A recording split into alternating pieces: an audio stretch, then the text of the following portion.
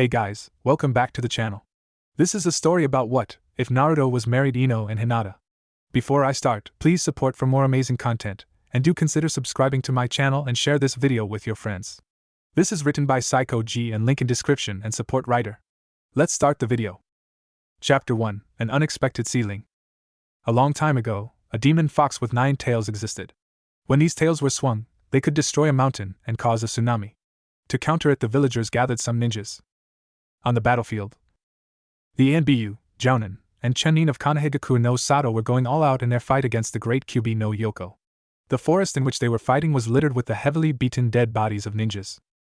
Many of these bodies were torn apart, others were crushed into the ground from being stepped on by the great fox or partially eaten.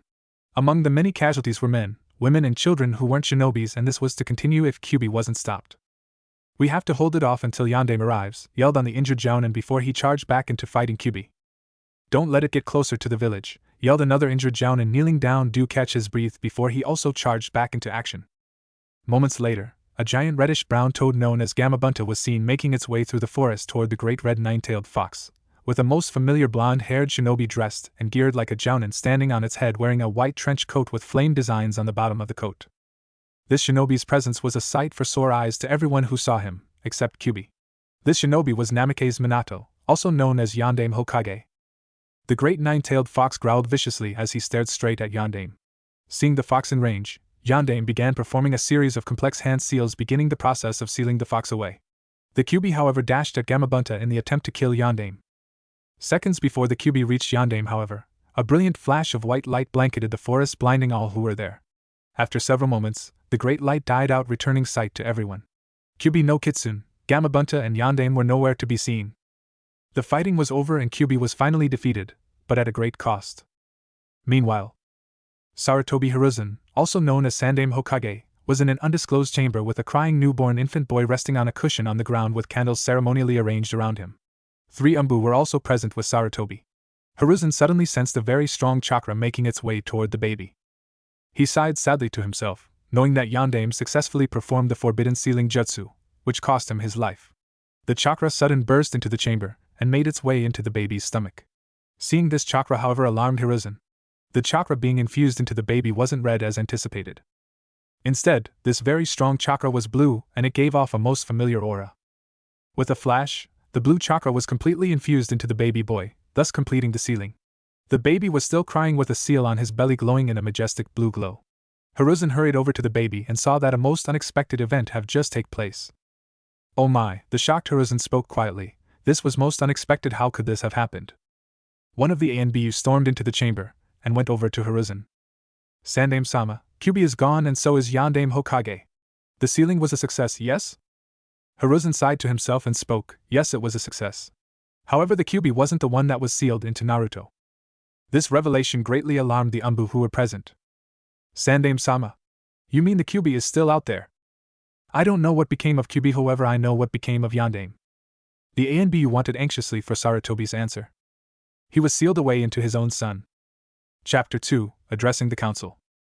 A week later, Sarutobi Hiruzen, the reinstated Sandame Hokage, was sitting in his office with reports from all of the Anbu, Jounin, and Chunin, who gave their detailed reports about the event of Kyubi's attack. The casualties of the attack were catastrophic, and the body count and searches for missing people were still in progress. Many lost their lives that night, from men, women and children, and many of Konoha's best shinobis. Many were left as orphans, widows or widowers.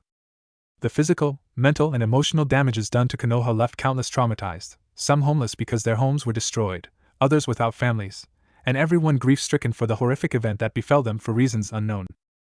Still, they had to move on with their lives, or what was left of it, and look to a hopefully better future. As Hiruzen continued with his paperwork, he turned his attention to the now sleeping Naruto, who was resting peacefully in his crib. He sighed in wonder about how Yandame Hokage ended up being sealed into his own son with a jutsu that was meant to seal and imprison the Kyubi no Yoko into Naruto. He had no idea what could have transpired seconds before the Kinjutsu went into effect. But if anything was certain, Kyubi was gone, and there have been no reports about the Great Fox's presence anywhere, much to everyone's relief. Getting off his chair, Sandame went over to the sleeping baby. Looking down at the blonde-haired child in wonder as he wondered to himself, "Yandame, exactly what happened during your fight with Kyubi? How did it end up that you were sealed away? And what became of that nine-tailed monstrosity?" Sarutobi continued to look down at the child in wonder, as he recalled what happened a few hours after Kyuubi's defeat. Flashback, a week ago. It's been 2 hours since Kyuubi's defeat, and the aftermath was taking its effect on the people. Meanwhile, Sandaime was in the meeting chamber with all of the advisors and clan leaders. The Umbu who were in the undisclosed chamber earlier with Hiruzen were also present and standing guard. Naruto was currently sleeping quietly in Sandaime's arms. They were discussing the issues concerning Yandaime's only living son and heir, and what they must do with him. Sarutobi had just finished explaining in detail what happened to Yandaime, and how he was sealed into his newborn son's body. Needless to say, they were left speechless. After a long moment of silence, Hayashi broke the silence. Are you truly serious, Sandaime-sama? I'm very serious, Hiruzen replied. The kinjutsu Yandaime performed was meant to seal Kyuubi into Naruto and ultimately claim Yandaime's life for performing the kinjutsu.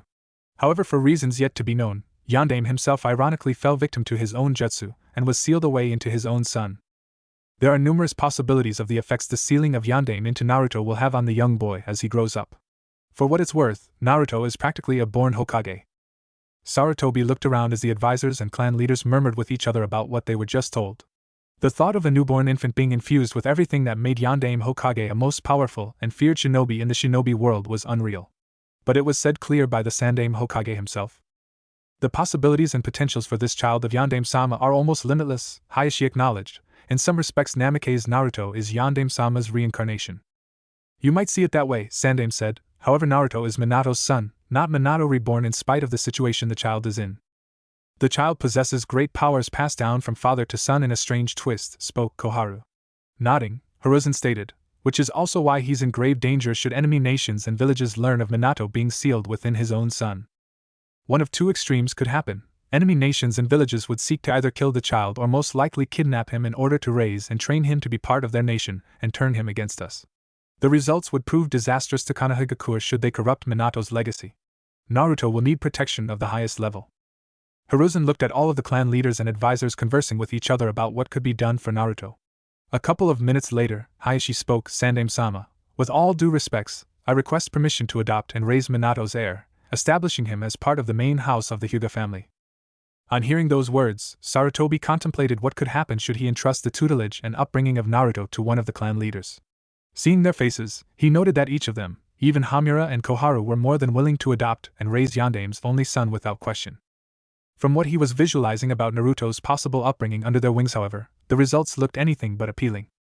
When he visualized what could happen if Naruto was raised by Hayashi, as part of the main branch, he saw Naruto learning a lot from the Hyuga clan as a whole. It was true that Naruto would have been trained in the best arts. However, Hayashi's harsh and cold demeanor was no secret to Sarutobi, and he also saw Naruto adopting and mirroring such a demeanor. Combining that with being trained in the arts of the Hyugas and Minato's arts of combat, Naruto would turn out ruthless and look at everyone else being inferior to him. Not good qualities for a Hokage. Looking at the clan leader of the Uchihas, Sarutobi also saw Naruto learning a great deal from them. Like the Hyuga clan, however, the Uchiha clan was a proud clan because of the power behind their bloodline limit, and because of their arrogance. He saw Naruto having fierce rivalries with Uchiha prodigies and seeking to prove who'd come out as the dominant figure, especially since Naruto didn't possess their bloodline limit, or anyone else's for that matter. With the Nara clan, he saw Naruto becoming a more strategic and deadlier killer since the Nara clan was known for being very skilled in efficient tactics and battle strategies, especially with their ability to manipulate their shadows. After a long mental deliberation, Hiruzen said, I honestly appreciate your open-minded thoughtfulness in being willing to adopt the child Hayashi. However, I must respectfully decline the offer.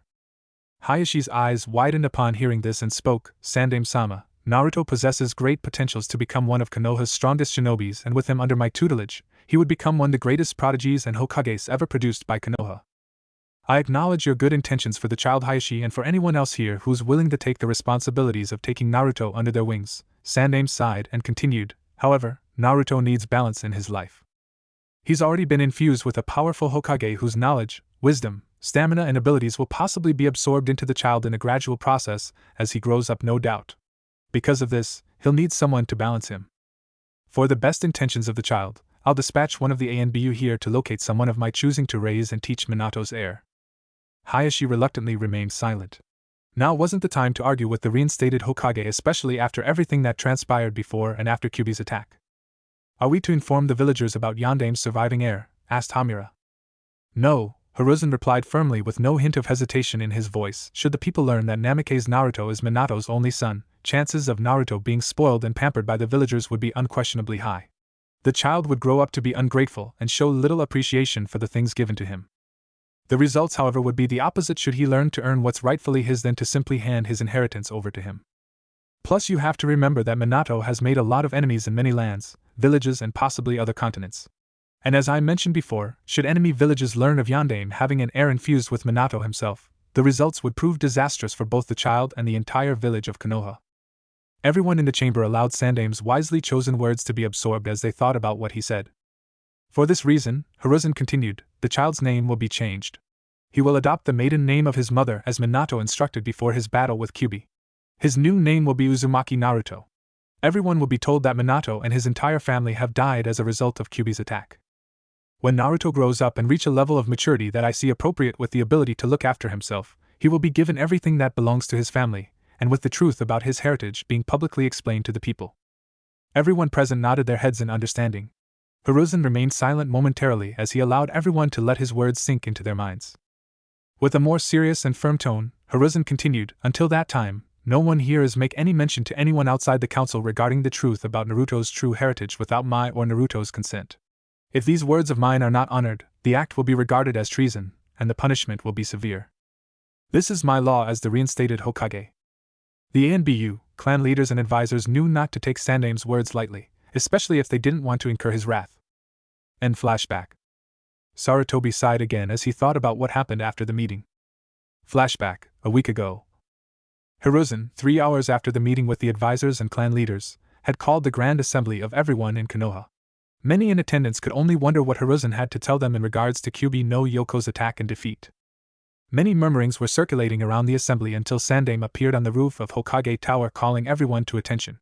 The people immediately quieted after seeing Sandaime Hokage take the stage. People of Konohagakure no Sato, Sandaime addressed everyone, as you all are well aware, a great monster known as Kyuubi no Yoko have attacked our village for reasons unknown to us. Sadly, many of our people and shinobis have lost their lives in battling the Kyuubi and many parts of our village have been left in ruins. It grieves me deeply that such a terrible event of such evil have befell us. Hiruzen paused for a moment as he looked over at everyone in the audience. Taking a breath, he continued, Kyuubi would have continued its rampage had it not been for the sacrifice made by Yondaime Hokage who vanished and died moments after defeating Kyuubi no Yoko. It also grieves me to inform all of you that Yondaime's honorable wife, Namake's Kushina, also died during the attack. Again Sandaime paused and looked at the faces of everyone who was there. He knew how everyone loved his successor Yondaime, and his wife Kushina, and Sandaime was no exception. The villagers knew his wife was pregnant, and were really looking forward to the birth of Yondaime's child with high expectations. Although it was true that Minato's wife died, however, it grieved him that he had to make everyone believe that both Minato and his child were dead, but it was for Naruto's own protection. Hiruzen continued, yes, the loss of Minato and his family is indeed a great loss, and with all those who lost their lives on this tragic night. But their deaths were not in vain. Minato and all of the brave shinobis and citizens of Konohagakure who died gave their lives to protect the village and everyone they held dear to them. Their deaths therefore were honorable and ought to be commemorated. In spite of all that has happened here on this night, the fact that the village is still in existence testifies to the shining will of fire that burns in all of us, a fire that will not go out into the shadows of the night by enemies' forces. Tonight's events have proven this truth to all of us. Although we can never bring back the lives of those who were lost in the battle, however, we can honor their sacrifices and losses by rebuilding Konohagakure no Sato for a brighter tomorrow. In this way, the next generation of Konoha and all future generations to follow will learn of the great things that their people and ancestors have done for them and their village and proudly carry their spirits and fiery will of the village. The villagers all burst into applause after hearing Sandaime's words to them. Needless to say, the people took all that he said to heart. End flashback. Sarutobi snapped out his thoughts when a knock came from the door. Yes? You can come in. The door opened, revealing a masked ANBU standing at the door. Sandaime-sama, the ANBU spoke as he bowed in respects, the one whom you have sent for has arrived. Hiruzen nodded his head to the ANBU, giving him permission to allow the visitor to enter his office. The visitor stepped into the office with the ANBU stepping out and leaving the office, giving privacy to both Sandaime and his guest, who didn't have a happy facial expression. Sandaime knew that this meeting wasn't going to be a smooth sailing one. Chapter 3, A Reluctant Return. Sandaime and his guest looked at each other momentarily with no words being exchanged between them.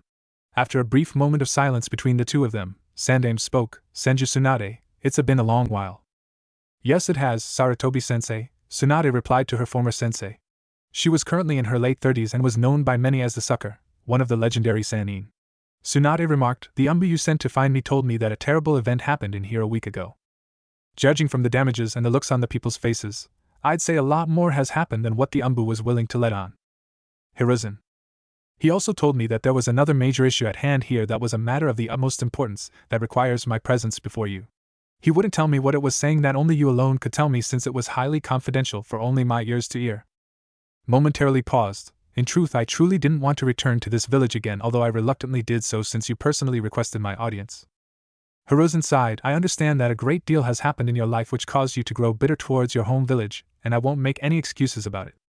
Before Tsunade said another word, her eyes caught sight of a baby's crib that was at the side of Hiruzen's office. Curiously, she went over to the crib and looked inside of it, seeing a week-old baby boy sleeping peacefully inside. Her mood started to lighten up upon seeing the child. Smiling at the newborn, she asked her former sensei, who's the cute blonde-haired infant? Certainly he can't be your grandchild, yes? You're right, he's not my grandchild, Hiruzen replied. His name is Naruto, and he's Yandame's son and heir. The Sannin's eyes widened in surprise upon hearing those words. Minato had a kid, Tsunade said in surprise and happily. Speaking of Minato, where is he and his wife Kushina? Is Yandame out on some diplomatic business trip in another village with you covering for him here, especially after everything that's happened? And where's the boy's mother? Tsunade saw a certain look on Sarutobi's face, which was a bad omen. Tsunade, Hiruzen started, I humbly ask for you to adopt Minato's child. That was when she looked at her former sensei as if he lost his mind.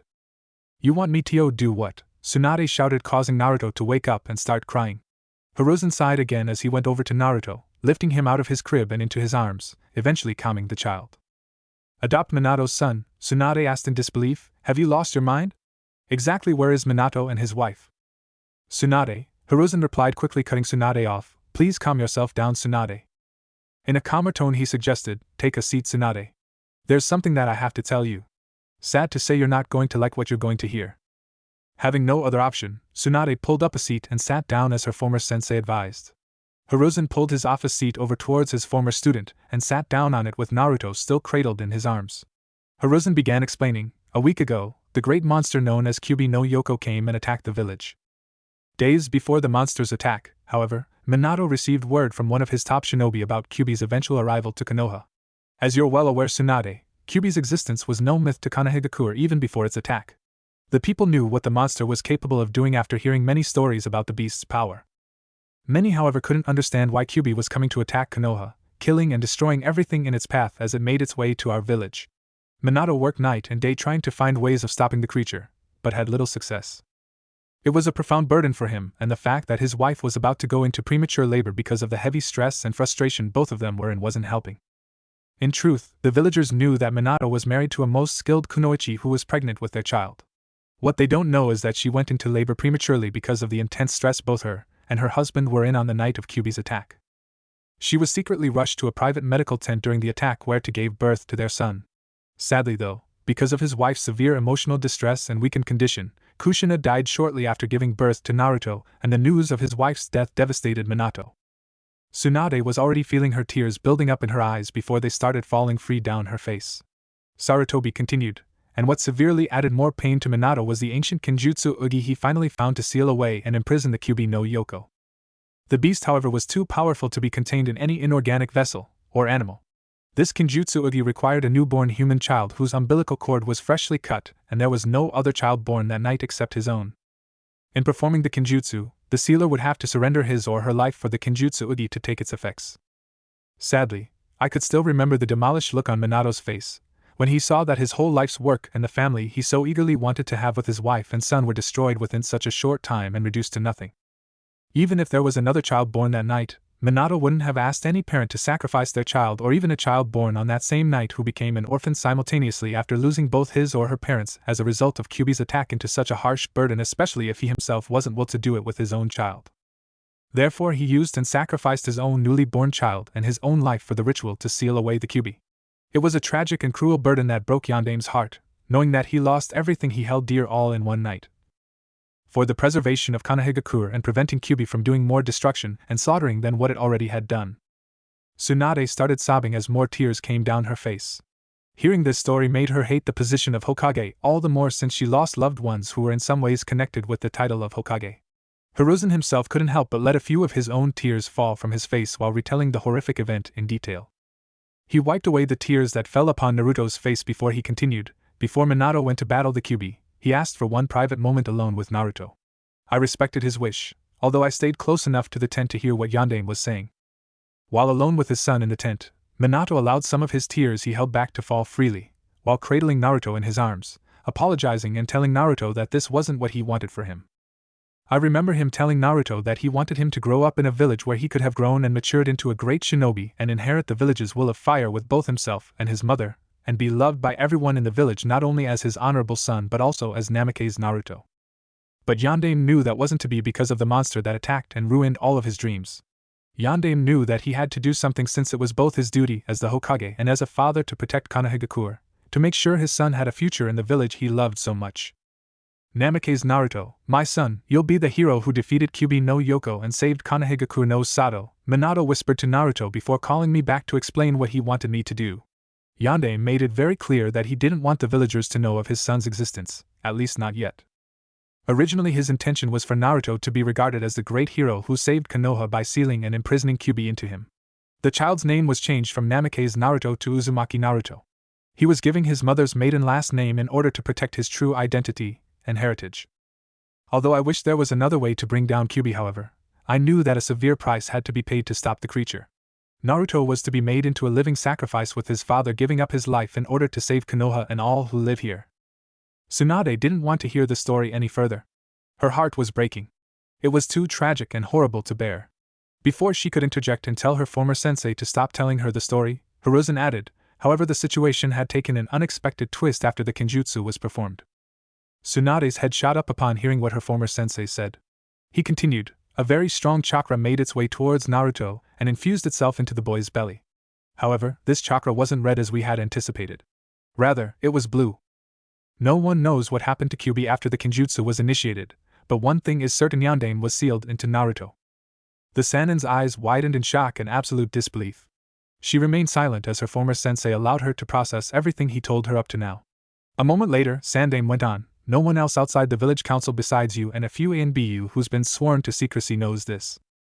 As far as the rest of the villagers know, Yondaime, his wife and child are dead, along with many others who lost their lives during the attack. Tsunade was left speechless at everything she was hearing. It was so overwhelming both mentally and emotionally. She didn't know how much more she could handle, and she knew that Hiruzen wasn't finished. As a result of this unexpected turn of events, the council and I realized that the situation concerning Naruto has drastically changed. With the boy having Minato sealed into his being, there's no doubt that he'll undergo certain physical and psychological changes in his development and acquire all, if not most, of everything that made Yondaime Hokage the man and shinobi he became known to be in Konoha and the rest of the shinobi world. You mean to say that Minato will take over his own son's body? Tsunade asked in disbelief. No, Hiruzen quickly replied reassuringly, rather, Naruto will inherit and absorb his father's knowledge, wisdom, stamina, abilities and chakra in a gradual process as he grows up, basically becoming a born Hokage. The child will still be his own individual person, not Yondaime incarnate. Because of this, Naruto is in more danger than before. It would have been hard enough should we have let everyone know that Minato had a surviving child, with countless people seeking to spoil, pamper or adopt the young boy for their own intentions and possibly to get a hold on Naruto's huge inheritance. It's worse now with Yondaime sealed inside him, and if enemy villages and nations discover this secret, one of two worst-case scenarios could happen. 1, they could either attempt to murder the child, or 2, which is most likely, they'll try to kidnap the child and raise him to be part of their nation, thus corrupting the child and making him our enemy. Either scenarios would prove disastrous for Konoha and Naruto, and perhaps other villages and nations should they cross his path. Sandaime took a moment to look at Naruto, who was now fully awake and looking around the environment he wasn't so familiar with. Sighing, Sandaime continued, the truth is, I would have gladly took it upon myself to raise the child and guide his upbringing. However, my reinstatement as the Hokage heavily limits the amount of time I can spend with the boy, and I can't entrust him with just anyone in the village, not even with any of the clan leaders or village elders. And the last thing we need is Naruto turning out like Orochimaru. I don't want history to repeat itself with Naruto causing him to become something perhaps worse than Orochimaru himself. Tsunade remained silent. The memory and hurt of Orochimaru's betrayal was still fresh in her mind. Jiraiya isn't the raising little children type, and his role as the author of those books you hate so passionately wouldn't help in the child's development. For once I agree with you, Tsunade remarked, although you're being a bit hypocritical since you also read those books like some closet perverts I know. Annoyed by her comment, Sarutobi cleared his throat and continued on with a more serious demeanor. The fact that I'm asking you to adopt and raise Yandame's son shows the amount of conviction and belief I have in your ability to raise, control and balance the child since he's been infused with a powerful Hokage. But still, Naruto is an innocent child who's been forced to shoulder this heavy burden without his consent. He needs someone who can properly raise and ensure his tutelage, and show him motherly affections on top of that. I'm more than certain you can also teach him in the advanced arts of medical and healing jutsus. Tsunade heard a lot more than she was bargaining for. It was too overwhelming for her at the moment. Sandaime knew that she already went through a lot in Konoha, and the fact that she lost most those she loved dearly, among them being her grandfather and granduncle, the Shodame and Naidame, her lover and her little brother, both of whom wanted to become Hokage, left her with bitterness about her home village. After learning what became of Yandaime and his family, and the village as a whole, it was too much. And now she's being asked by her former sensei to adopt and raise Yandaime Hokage's child as her own. I need some time to think about this, Tsunade honestly admitted with a most calm demeanor with mixed emotions in her voice. Hiruzen didn't argue with her and replied understandably, I understand, Tsunade. Take as much time as you need. Tsunade reached out to Sarutobi, signaling to him that she wanted to hold the child. Complying, he handed Naruto over to her. She cradled the fully awakened child in her arms, who seemed to be looking at her in wonder. He yawned and closed his eyes for a moment before looking at her again. Only a week old and already you have to carry such heavy burden, Tsunade said softly to Naruto as a few tears slid down her face as he gurgled. Hiruzen smiled and watched the scene quietly. Mother and child, seeing his former pupil smiling brightly down at what he hopes will be her soon-to-be adopted son, made Hiruzen suddenly overcome with an overwhelming sense of hope for the future. It was odd how, even in the aftermath of the bleakest days, he had found such a glowing sight. He didn't know what the future had in store for these two, but he was grateful that Tsunade was at least willing to consider adopting the child. Chapter 4, Worst Case Scenario. Later that night, Tsunade was staying at a hotel for the night, at least one that wasn't demolished or damaged during Kyuubi's attack. She got little rest that night as she thought about everything that happened early that afternoon in Sandaime's office. She spent the rest of the day thinking about all that was explained to her in detail from her former sensei, and what he was asking of her.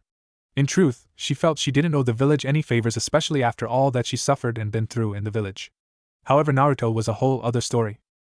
He was an innocent child who's been overwhelmingly burdened with so much at a most tender and fragile age.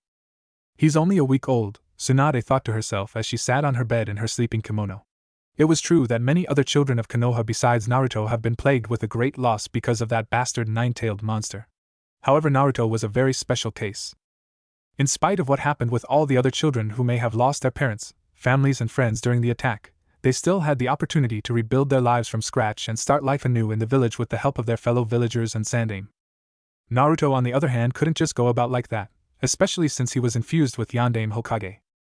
Two of her relatives were the first two Hokages who built Konohagakure no Sato, and they died young. Her little brother and lover Dan both wanted to become Hokage because of their intense love for the village and strong desire to protect it, and they both died young before they could live out their desires. Now she's being asked to adopt and raise a newborn child only a week old who will inevitably grow and mature into a strong Hokage at an unknown young age. That is, if the child lives long enough for that to happen. Life is so cruel to me with its ironies, she thought to herself as she meditated on Naruto's present situation while fiddling with the necklace around her neck, the one that once belonged to her grandfather, Senju Hashirama, Shodame Hokage. Naruto most likely wouldn't get to live a normal life as a result of the changes he'll undergo. On top of that, all of his father's enemies will now become his enemies, and his father has made a lot of enemies before and after becoming Yandaime Hokage.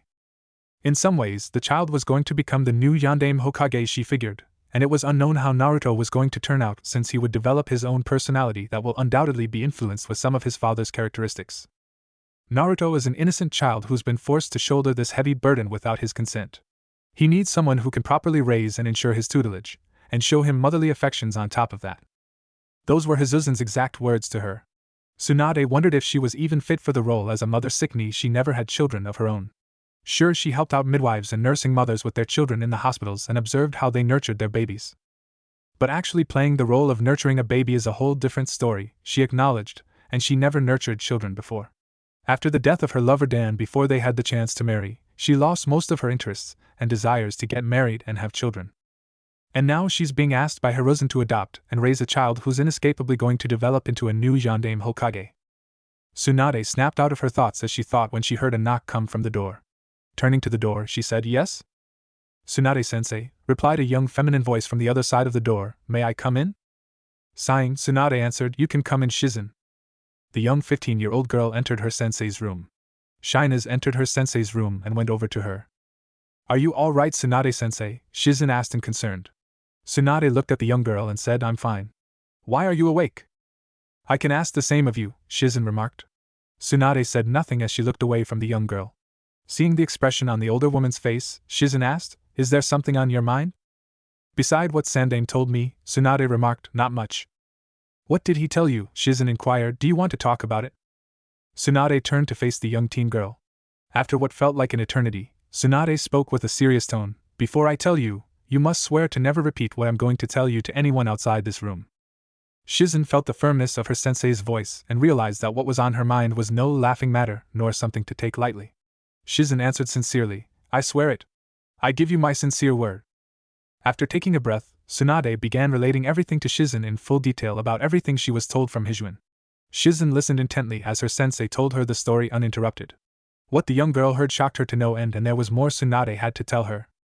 Shizen already had tears falling down her face with some sobbing upon hearing the harsh and tragic account about Yondaime and his son Naruto.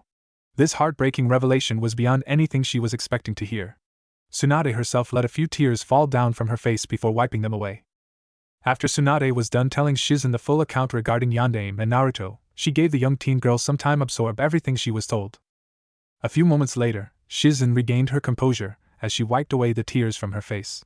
She turned to her sensei and asked, "So no one knows what happened to Kyubi no Kitsune?" Tsunade shook her head, "Not that anyone is complaining.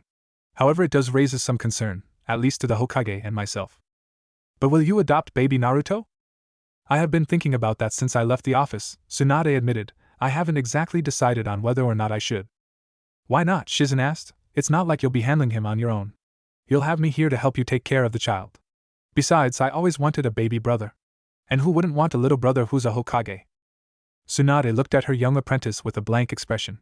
Upon realizing her words, Shizen immediately apologized. "Tsunade-sensei, I'm so sorry. Please forgive me. I didn't mean to hurt your feelings and reopen old wounds. I mean what I meant to Sai's." "It's all right, Shizen," Tsunade assured, knowing fully well that the Shizen was referring to her late kid brother. "I know you weren't trying to offend me. You just got caught up in the moment, that's all. But still, adopting this particular child will be no walk in the park. Hell, adopting and raising any child is no walk in the park and will require a great deal of sacrifices to be made." Tsunade saw the irony with the word sacrifice, especially since Naruto was originally made into a living sacrifice to protect all of the future generations of Konoha and everyone else. Shizen. However, Tsunade continued, "Naruto is not just any child who can be adopted and raised by just anyone. I'm amazed that Sarutobi-sensei went so far as to send one of his Anbu to find me in order to ask me to raise the child as my own son. Sighed, I'm not even sure if I'm even mother material."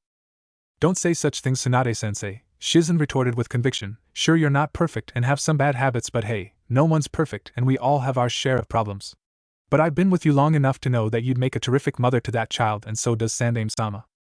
After all, he wouldn't have gone through so much trouble to find you if he thought you were inadequate or unfit to raise Naruto, or any other child for that matter. The Hokage chose you, Tsunade-sensei, out of all people, shinobi, clan leaders and village elders, to raise this child who possesses untold potentials. Of course, he could have chosen any other mother in the village to adopt Naruto. However, he saw something very special in you, Tsunade-sensei, that you might have not seen in yourself to move him to believe so strongly that you were fit to become Naruto's new mother. I strongly believe that you'd make a terrific mother to any child, blood-related or not. And I know your little brother and Uncle Dan would have felt the same way about you." Tsunade stood there in awe at Shizen. Her heartfelt words were filled with wisdom beyond her age. It amazed the older woman that her young apprentice could make her see and acknowledge something like this. "Thank you, Shizen," Tsunade said appreciatively as she wiped away the new tears that fell from her eyes before smiling. "I really needed to hear that. And those words coming from you really mean a lot to me." Shizen smiled, knowing that she managed to heal and restore her sensei's self-confidence. Unknown to the two women was that there was someone listening to the entire conversation from behind the door. The revelation about baby Naruto possessing Yondaime Hokage inside him and eventually acquiring Yondaime's attributes greatly intrigued the interloper. The possibilities with this new Yondaime Hokage are truly unique, the interloper thought before exiting quietly before being detected. Hours later that night, elsewhere. At an undisclosed location, Naruto was sleeping peacefully in a room guarded outside with two ANBU. No one without authorization from the Hokage himself was allowed into the room. 15 minutes later, the ANBU saw Sandaime making his way towards them. Sandaime-sama, the ANBU said as the two of them bowed in respects to the elderly Hokage who nodded and greeted them. Is everything alright here? Inquired Sandaime. The first ANBU answered, Uzumaki Naruto is resting quietly, sir. No troubles have arisen, Sandaime-sama. That's good to hear, Sandaime replied. I will like to check up on the child now. The ANBU nodded and stepped to the side as Sandaime entered the room before closing the door behind him. Sandaime afterwards quietly walked over to Naruto's crib and looked down at the young boy, before forming a sinister smile on his face. A while later, the two ANBU waited outside the room for Sandaime to exit. As they waited, a voice from behind them asked, Is everything all right here? The two ANBU turned speedily in surprise to see Sandaime approaching them with two other ANBU following him to relieve their fellow ANBU from their watch. As Sandaime-sama, the second ANBU exclaimed in confusion, Didn't you just enter inside the room a while ago? In seconds Sarutobi registered what just happened as his eyes widened in horror and shock. What? Sandaime exclaimed before running to the door, finding it locked. Shit, Sandaime cursed before breaking the door down, storming into the room with the four ANBU following. They came to see an empty crib and an opened window. Whoever came into the room had posed as him using a Henji no Jutsu and kidnapped Naruto. But the question was who and how did he or she find out about Naruto? This was exactly the situation that Sandaime feared would occur, and to his horror it didn't take long for this secret to somehow get out. Turning to the four ANBU, Sandaime ordered with full authority, Lock the village down and station as many jounins and shunins at all exit ports to the village as you can. Gather all of the ANBU, and explain to them that Naruto has been kidnapped. Search the village. Search everywhere. I want Naruto found and the kidnapper brought in alive for questioning. We need to find out if he or she is working alone or with an accomplice. HAI, the four ANBU complied, disappearing in a puff of smoke. Turning to the empty crib, Sandaime thought, This is exactly what I feared, enemy forces coming against us during our weakest and most vulnerable moments right after a most catastrophic event. Yondaime, for your son's sake and the sake of the entire village. I hope Naruto will be found and brought back safely and fast. Meanwhile, Tsunade was finding it hard to sleep with all the commotion going on outside. She put the pillow over her head to try to drown out the noise, but it was to no avail. Frustrated, she got up and walked over to her bedroom door and opened it. Upon stepping out, though, she stepped on something with her barefoot. Looking door, she saw something that wasn't in the apartment before, which didn't belong to either her or Shizen. It was a notepaper that had names of clans and organizations written down on it. Someone was here, Tsunade realized. A moment later, Shizen ran into the apartment and went over to her sensei. Tsunade-sensei, Shizen called out. Turning to the young girl, Tsunade asked, What is it? All of the exit ports have been sealed off, Shizen explained. The village is under complete lockdown by order of the Hokage. From what I've heard, there's been a kidnapping of some sort. It hit Tsunade like a ton of rocks as she looked at the notepaper in her hands. Clenching the paper tightly until it was crumbled in her fist angrily, Tsunade said, Wait here. Not waiting for a reply, Tsunade stormed out of the apartment. Tsunade-sensei, Shizen cried out, but her cries fell on deaf ears as Tsunade speedily ran out to pursue and apprehend the kidnapper. She didn't care about the fact that she was barefooted and still in her sleeping kimono. All that mattered to her was getting to and rescuing Naruto in time. From breaking an entry into her private lodging to kidnapping the newborn that was meant for her to adopt, for what it's worth, the culprit behind these crimes have just incurred her wrath. Chapter 5, A Maternal Shinobi. That night, the ANBU were dispatched to rescue and bring back Naruto by whatever means necessary. The villagers had no idea what was going on as the ANBU made thorough all-out searches of everyone's homes, restaurants, shops, clubs, taverns, wherever they could think of. Among the ANBU on the search was a teenager named Hatake Kakashi, who lost his sensei and master, Yondaime Hokage, a week ago to Kyubi no Yoko. He was still affected by the event and loss of his master, although he tried not to show it. Kakashi already knew who Naruto truly was and why he was kidnapped. He wasted no time or energy in searching for the son of his master, determined to locate and return Naruto and protect him. Kakashi, with all of the ANBU, had to take an oath of secrecy not to reveal Naruto's true identity and heritage to anyone under severe penalty from the Hokage himself. The Jounin and Chunin in the meantime were under direct orders of the Hokage that no one was allowed in or out of Konoha until the search was over. It was no secret to anyone that something very big had happened, seeing that Sandaime Hokage ordered a massive lockdown and search of this magnitude. If anything, it was the last thing they needed, especially since Kyubi's attack was merely a week ago, and practically no one healed from it. Meanwhile, a very beautiful woman with brown eyes, long blonde hair, and a most slender and nicely built figure and large breasts was running and leaping from roof to roof at top speed like a true athletic shinobi. Although it already dawned on her that she was barefooted and only in her sleeping kimono, which was flying with the wind and movements of her body, however, right now that was of little importance to her. All that mattered to her was getting to Naruto and fast. After seeing the names written down on that sheet of paper she found in her hotel apartment, to say that the kidnapper was up to no good was understatement. Taking a break on top one of the buildings to catch her breath momentarily, Tsunade scanned the area to see if there was anything that seemed out of place. So far, all she saw were the ANBU making searches of every building they were going into and the Jounin and Chunin remaining at their posts. The search for Naruto had gone for almost an hour, and the kidnapper was still at large. She decided to head to where Naruto was last seen.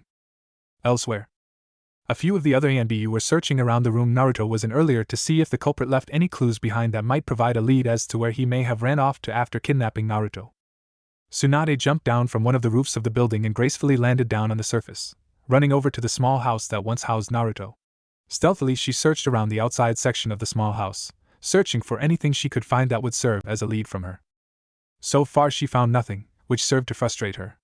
She knew that the kidnapper couldn't have gotten too far with all the ANBU in pursuit of him in an all-out manhunt. Her ears soon picked up on a conversation between two ANBU. They were conversing with each other on how the kidnapper used a henge no jutsu to deceive their two ANBU comrades into thinking he or she was Sandaime. That was when it dawned on her that the kidnapper wouldn't have so foolishly attempt to make an all-out escape from the village so quickly with every ANBU after him or her. Most likely, he or she was hiding somewhere in the village. Leaving the scene, Tsunade went to search for anything that seemed out of place in the village. The ANBU were still searching everywhere, with no success. It's been 3 hours and no one has seen either the criminal or the child anywhere. The Jounins reported that no one at the stations attempted to leave or enter the village. Sandaime was growing frustrated as he was angry, but managed to maintain a calm demeanor.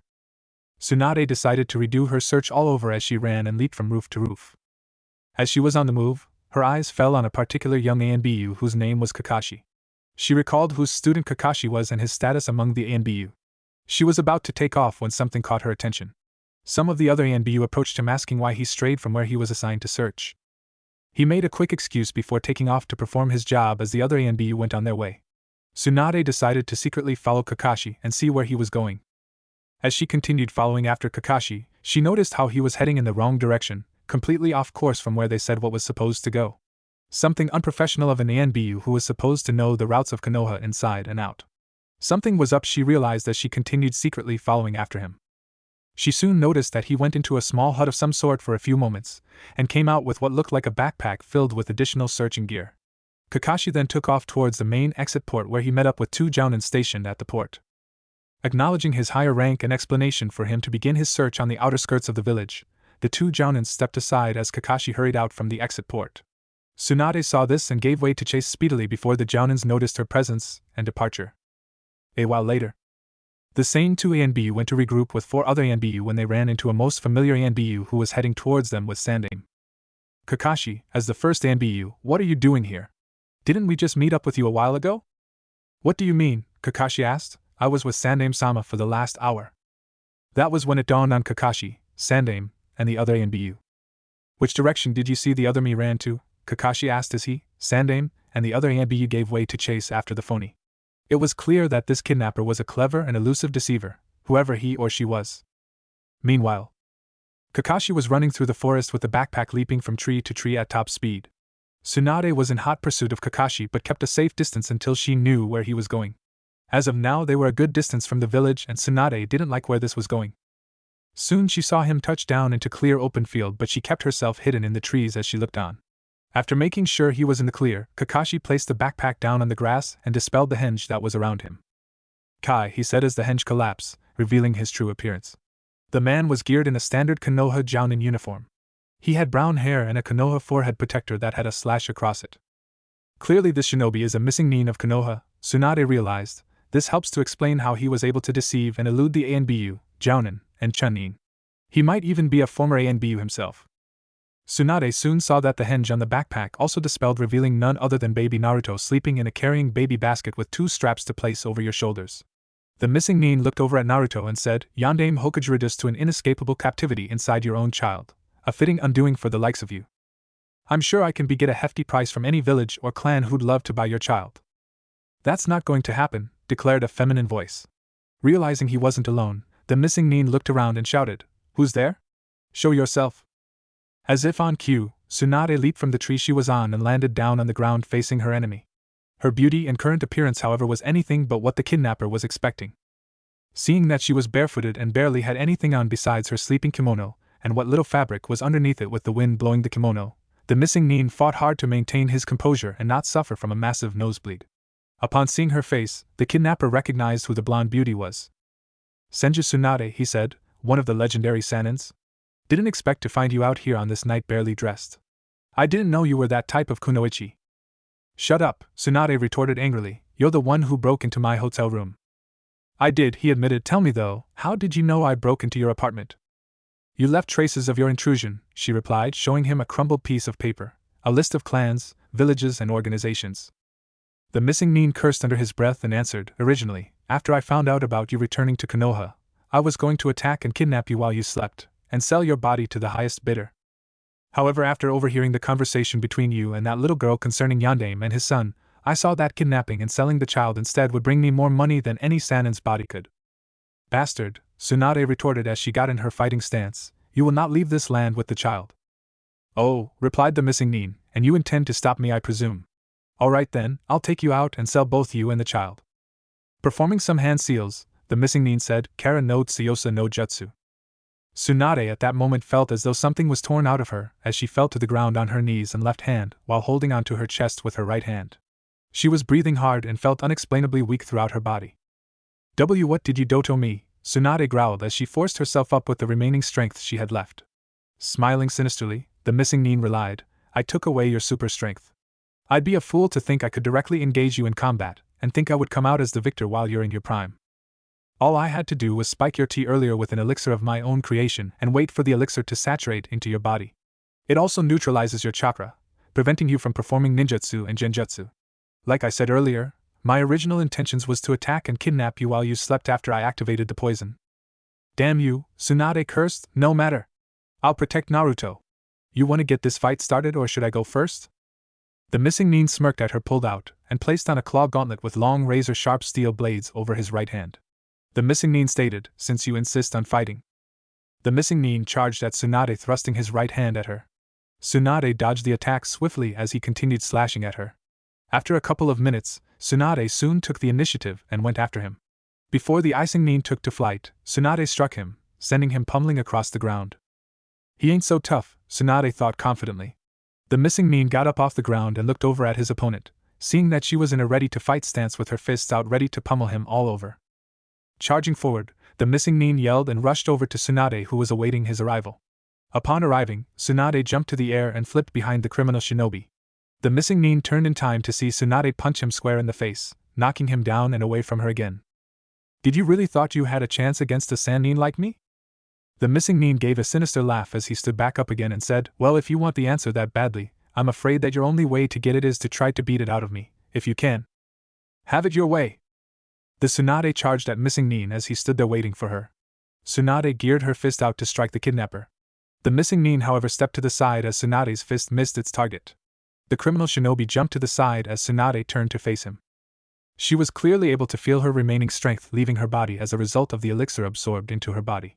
Still, she had to fight on, not for her sake, but for Naruto's. Resorting to taijutsu, Tsunade charged at the missing Nin, ready to throw her hurricane of punches and kicks. The missing Nin, however, dodged and evaded every last one of her attacks as she just kept coming. The female Sannin pressed on as she tried to land a blow on him, but he just was too fast for her, a result of the poison and jutsu he used on her. The kidnapper leaped from her, then dashed speedily past her before her eyes could catch sight of him. "What the?" "Here I am," shouted the missing Nin. Charging like an uncontrollable bull, the missing Nin rushed at Tsunade and rammed right into her, thrusting her off the ground and flying some distance away till she collided straight into a tree, hard, with a solid thud. Tsunade struggled to get back up after feeling the brute impact from the last attack. Her body was in pain all over. Tsunade said weakly, What the hell was that? It felt like I was punched by a summoning beast." The missing Nin was standing where he was, looking at the female shinobi struggling to regain some of her strength. "What's the matter?" he taunted. "Did I slap you that badly?" Tsunade hissed at him. "Well, you still have some fight left in you. I'll remedy that. Tsunade charged up to him again.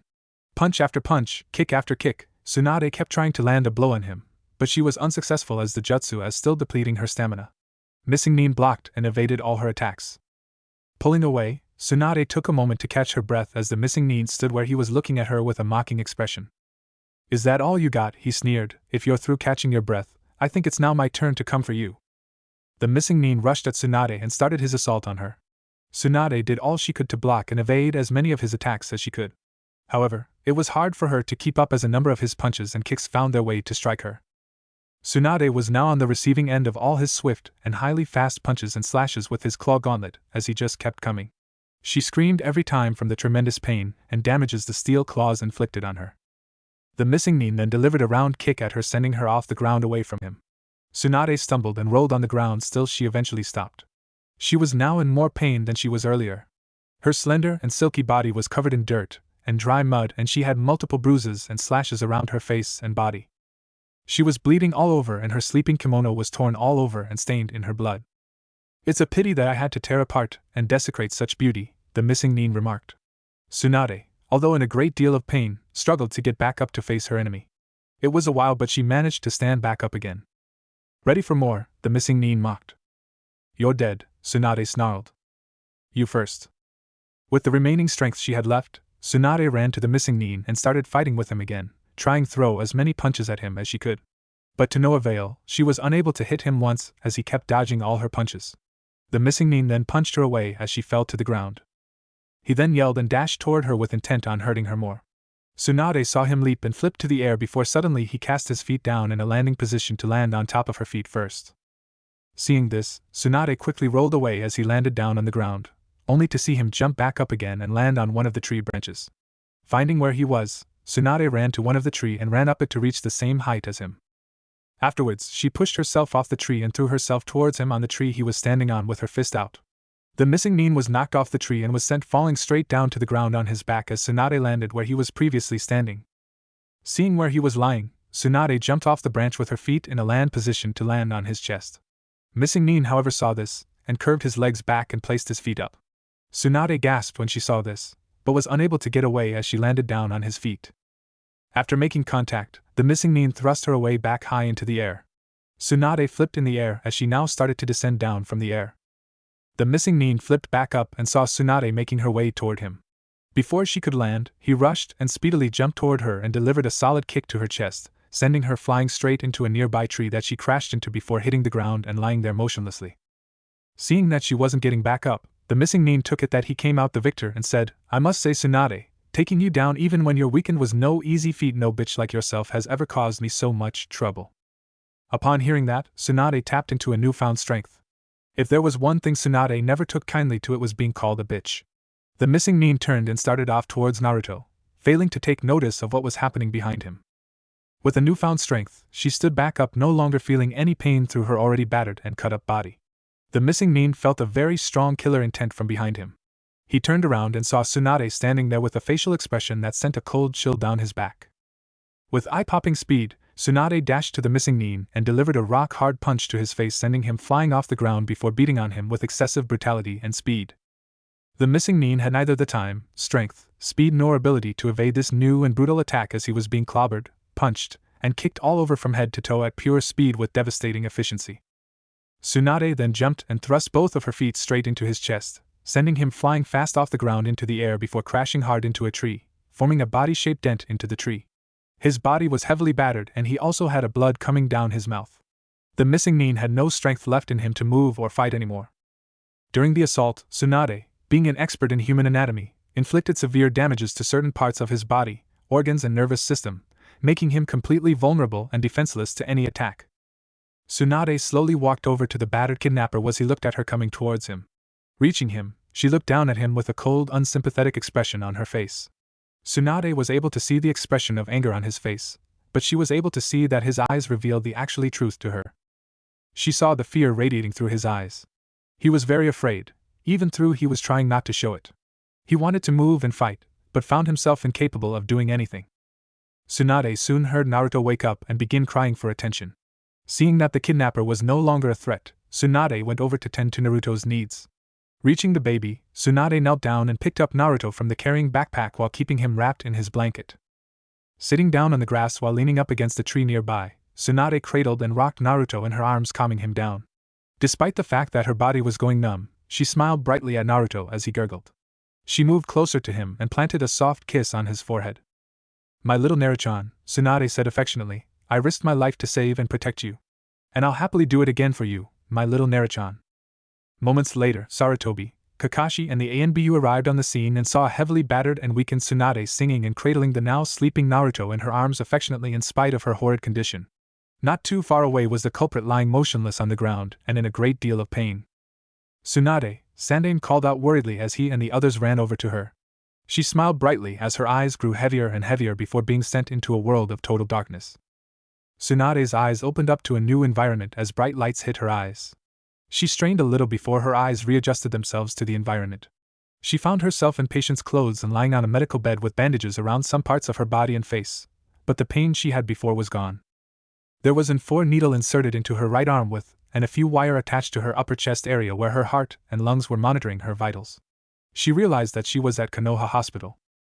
Looking around her room, she saw that it was nicely decorated and had bouquets of various flowers with Yamanaka florist shop's compliments.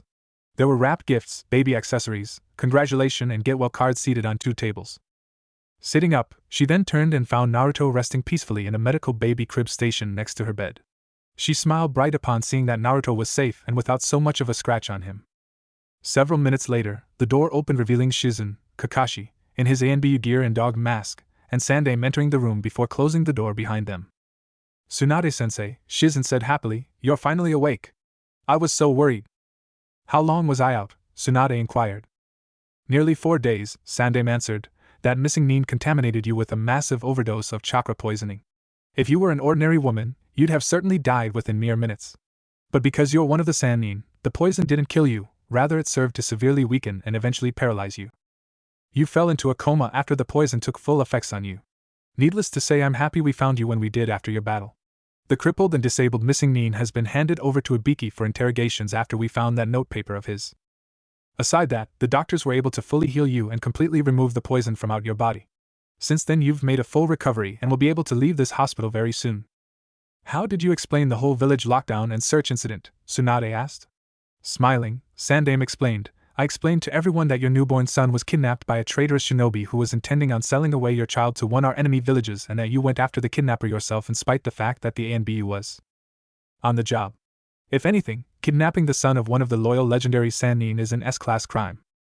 That explains all of the gifts and other valuables found here in my room," Tsunade acknowledged. "Everyone believes Naruto to be my son." Officially, Sandaime interjected and smiled, "He is your son. Senju Uzumaki Naruto is now his new official name. I already took care of all of the documentations and paperwork. You're officially his new mother." Tsunade smiled brightly on hearing that. Looking over at the still sleeping Naruto, she lifted him off his bed and cradled him in her arms affectionately. Looking at her, Sandaime said, "You doubted whether you'd make a good mother to the child, Tsunade. But after what Shizen explained to me and what I saw for myself after your battle with the kidnapper, I knew I made the best choice." Sighed, "It grieves me though to think that all this time I was so worried about enemies from the outside kidnapping Naruto when also I should have been worried about potential traitors from inside these village walls. And it nearly cost us greatly." "We live and learn, Sarutobi-sensei," Tsunade remarked. "We can't always predict what'll happen next." Kakashi removed his ANBU dog mask and went over to the Naruto who was still resting in Tsunade's arms.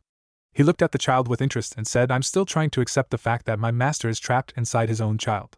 The irony of the situation is rather unique. It's a shame I won't be able to take care of the born Hokage child myself. After all, Naruto is the son of my master and as his father's former student."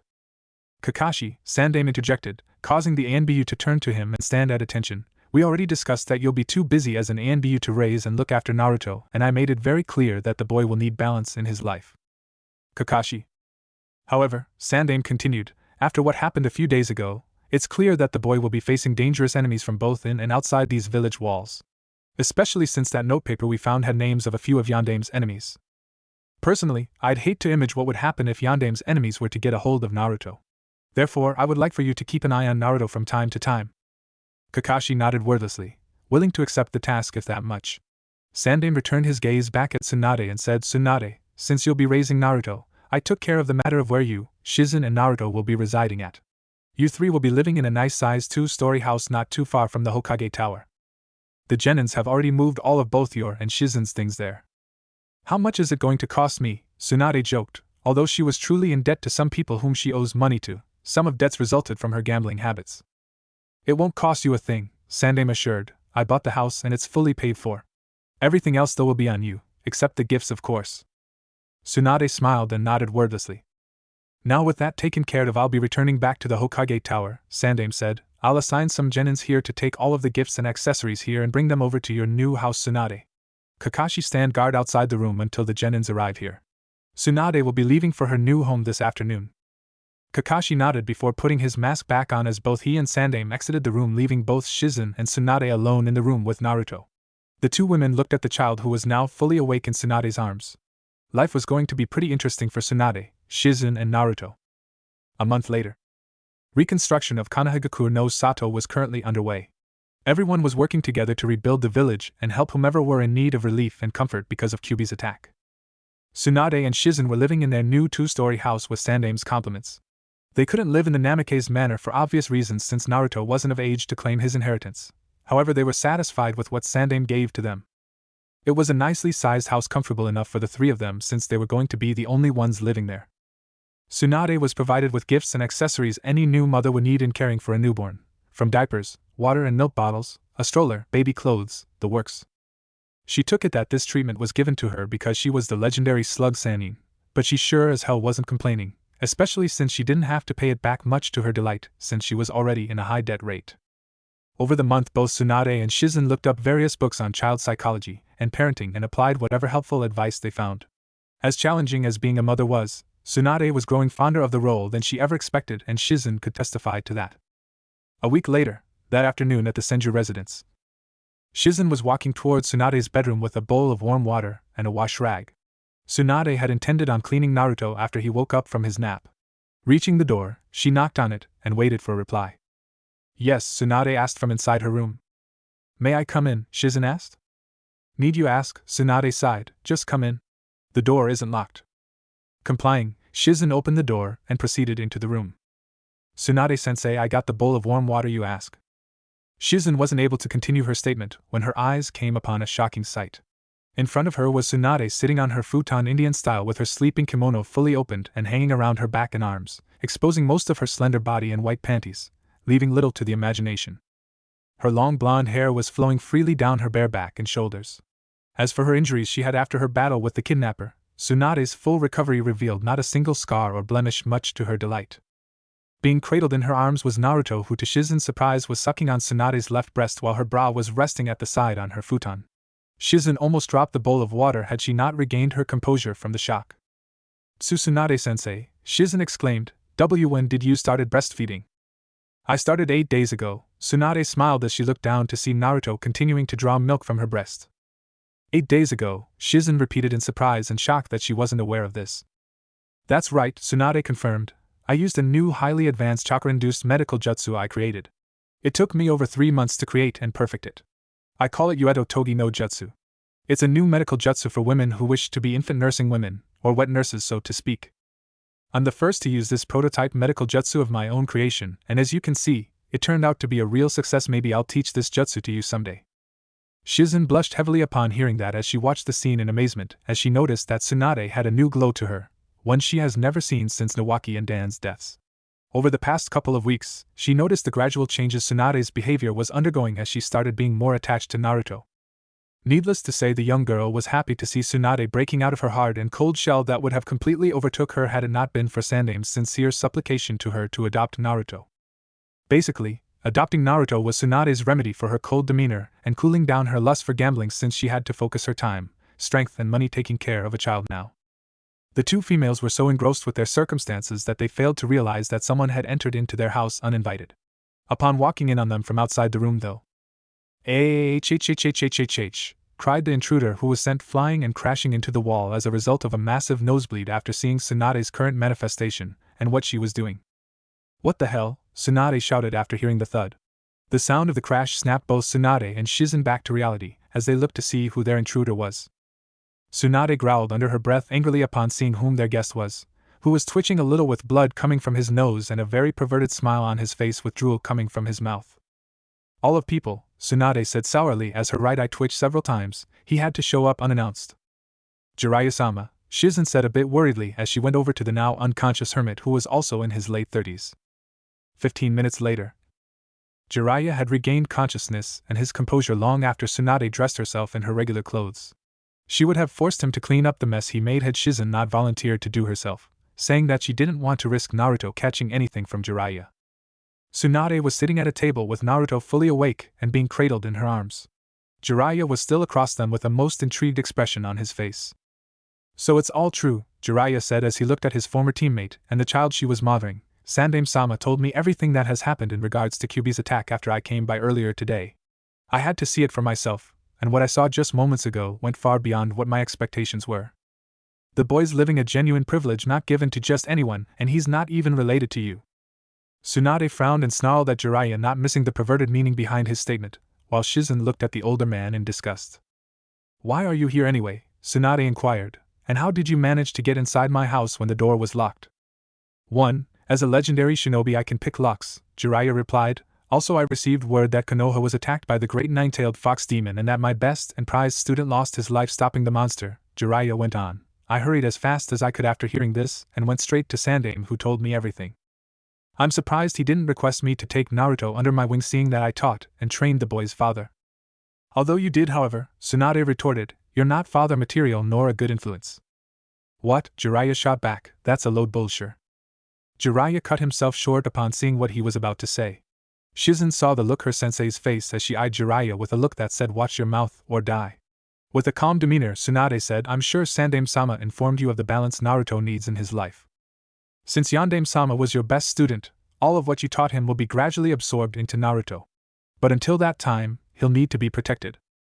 That goes without say, Jiraiya agreed. I'm aware of what happened between you and that missing nin. I'll keep in mind not to come between a mother and her child. Tsunade smirked. Jiraiya at that point got serious. Though the boy will gradually absorb Yondaime's knowledge and his other attributes, however, he'll need someone to help him understand how to use and control it.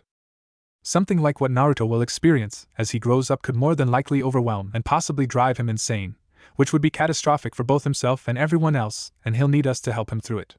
An insane Yondaime would plunge Konoha into the ground. Since I taught the boy's father, it's only appropriate that I do likewise with his son and help where I can.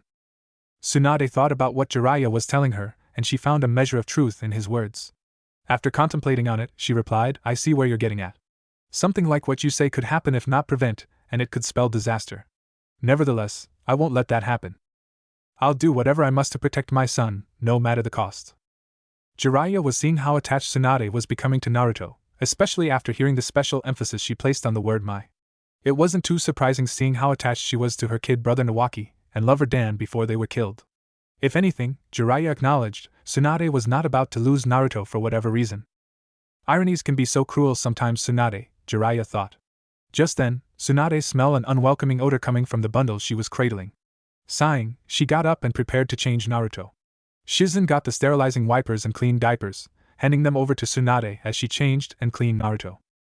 All the ninjutsu, genjutsu, kinjutsu, and medic jutsu in the world, Tsunade complained, and not one diaper change no jutsu.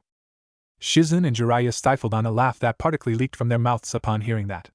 Tsunade finally finished change and cleaned her son. All done, Tsunade said happily before telling Shizen to get Naruto's food to her. Complying, Shizen went and prepared Naruto food before returning. Looking over at Tsunade, Jiraiya asked, You wouldn't mind if I hold little Naruto, would you? Tsunade thought about it, and after a few seconds she decided to grant her former teammate's request. Taking Naruto into his arms, Jiraiya held and looked at the young boy. Who'd have thought that my best prodigy would have ended up in this circumstance, Jiraiya thought. If the Akatsuki were to actually get a hold of Naruto, I can only imagine what horrors would become a reality if they were to mold him in their cruel likeness. Moments later, Shizen came back Naruto's food and set it down on the table. Tsunade took Naruto back from Jiraiya and began feeding Naruto herself. Jiraiya watched quietly as Tsunade tended to Naruto's needs with much affection. He recalled that the last time she was ever this affectionate was during the times Nawaki and Dan were still alive. It amazed Jiraiya that Naruto had such an impact on Tsunade's life, excluding the fact that he's the son of Yondaime Hokage. Getting up off his seat, Jiraiya said, Well now, I must be on my way now. I'm late for my new research I have to do. Tsunade knew all too well what Jiraiya had in mind as she shot him an annoyed look. Jiraiya grinned before going over and leaning down at Naruto. I'll be seeing you soon, Neo Yandame Hokage. Tsunade and Shizen blinked upon hearing the nickname Jiraiya just gave Naruto. Just get out, Tsunade replied as Jiraiya smirked and went on his way, closing the door behind him. Neo Yandame Hokage, Shizen repeated. Jiraiya baka, Tsunade interjected, I'm going to have to keep an eye on him. I'd hate to have my son adopt his perverted bad habits. Bad habits, Shizen mumbled under her breath mockingly, this coming from someone who gambles chronically? I'd hate for my little brother to adopt your gambling habits. What was that? Tsunade said with a touch of venom in her voice. Shizen paled and replied sheepishly, Oh nothing Tsunade-sensei, what do you know? It's time for my medical training. Shizen ran out of Tsunade's presence before anything else was said between them. The slug Sannin was now alone with her boy. Sighing to herself, she said, Why do I put up with them? Naruto started gurgling as she smiled and turned her attention to him. What's that? Tsunade said playfully to Naruto, because I have to? That's your decree as Lord Hokage? Giving a motherly laugh, You're no Lord Hokage in this house, Yuri, my little Naruchan, and you're going to learn medic jutsu, and how to be a medic nin. Yes you are. Oh yes you are. Naruto smiled back at her with his toothless smile almost as if he understood her words, causing Tsunade to smile even brighter. Unknown to Tsunade was that the entire scene was being watched by Sandaime, who was looking upon them from his specially crystal ball. Needless to say, he was very happy for both Naruto and Tsunade. That night, many in Konoha were all fast asleep save for Konoha police and the ANBU. Meanwhile at the Senju residence, Tsunade was sleeping peacefully in her room. All was serene when Naruto started crying in his crib. Tsunade woke up to this and got up off her futon. Going over to Naruto, Tsunade picked him up and held him, resting his head on her shoulders while gently rocking him in her arms. Naruto soon calmed down and quieted much to Tsunade's delight. After another minute, Tsunade said thoughtfully, I bet you're hungry, my little Naruchan. Tsunade sat down on her futon with Naruto and prepared to breastfeed him. Just as she was about to open her kimono, however, the door to her room opened, revealing Shizen cradling something in her arms. I'm sorry, Tsunade-sensei, Shizen said, I came earlier to change Naruto's diaper and bring him back. I didn't want to wake you. Tsunade saw that Shizen was cradling a fully awake Naruto in her arms. The slug Sannin saw that something was definitely wrong with this scene. Wait a minute, Tsunade exclaimed, if that child is Naruto, then who am I? Looking down at her arms, Tsunade saw that she was cradling a wooden log in her arms. While cradling the log, she turned and saw Naruto quietly attempting to crawl and sneak away from her towards the opened window. As Naruto was making his way towards the window, he then felt an extreme bloodlust approaching and coming from behind him. As he fearfully and slowly turned his head, he thought of one word that he thought might have saved him with puppy eyes as he sucked his right thumb, Mama. Outside the house, Sandaime Hokage was taking a late-night stroll around the village when suddenly, Bam! Sandaime turned to see a small figure coming flying from out of Tsunade's bedroom window. The figure was sent flying high into the skies across the village. There they go again, Sandaime said sympathetically, knowing all too well who that figure was. He'll never learn. On the other side of town, the same small figure came crashing hard into the ground, forming a crater in it. The figure transformed back into his real self and was in much pain. He was heavily bruised all over. Jiraiya mourned, so close, damn that Shizen. I was just a few seconds from paradise and I was really looking forward to having some of that good stuff she treats Naruto to. Jiraiya slowly picked himself from out of the crater before checking himself for whatever additional damages was done to him as a result from the impact to the ground. In any case, he was in a whole world of pain. Meanwhile, a very pissed-off Tsunade was in her bedroom standing with a broken log in her right hand looking out through the window, while Shizen was looking on with a pale and frightened expression. She threw the log pieces out of the window before calming down. Perverted excuse for a life form, Tsunade stated, so much for his word about not coming between a mother and her son. I just might kill him if he pulls that stunt again. Turning to Shizen, Tsunade walked over to her and took Naruto from her.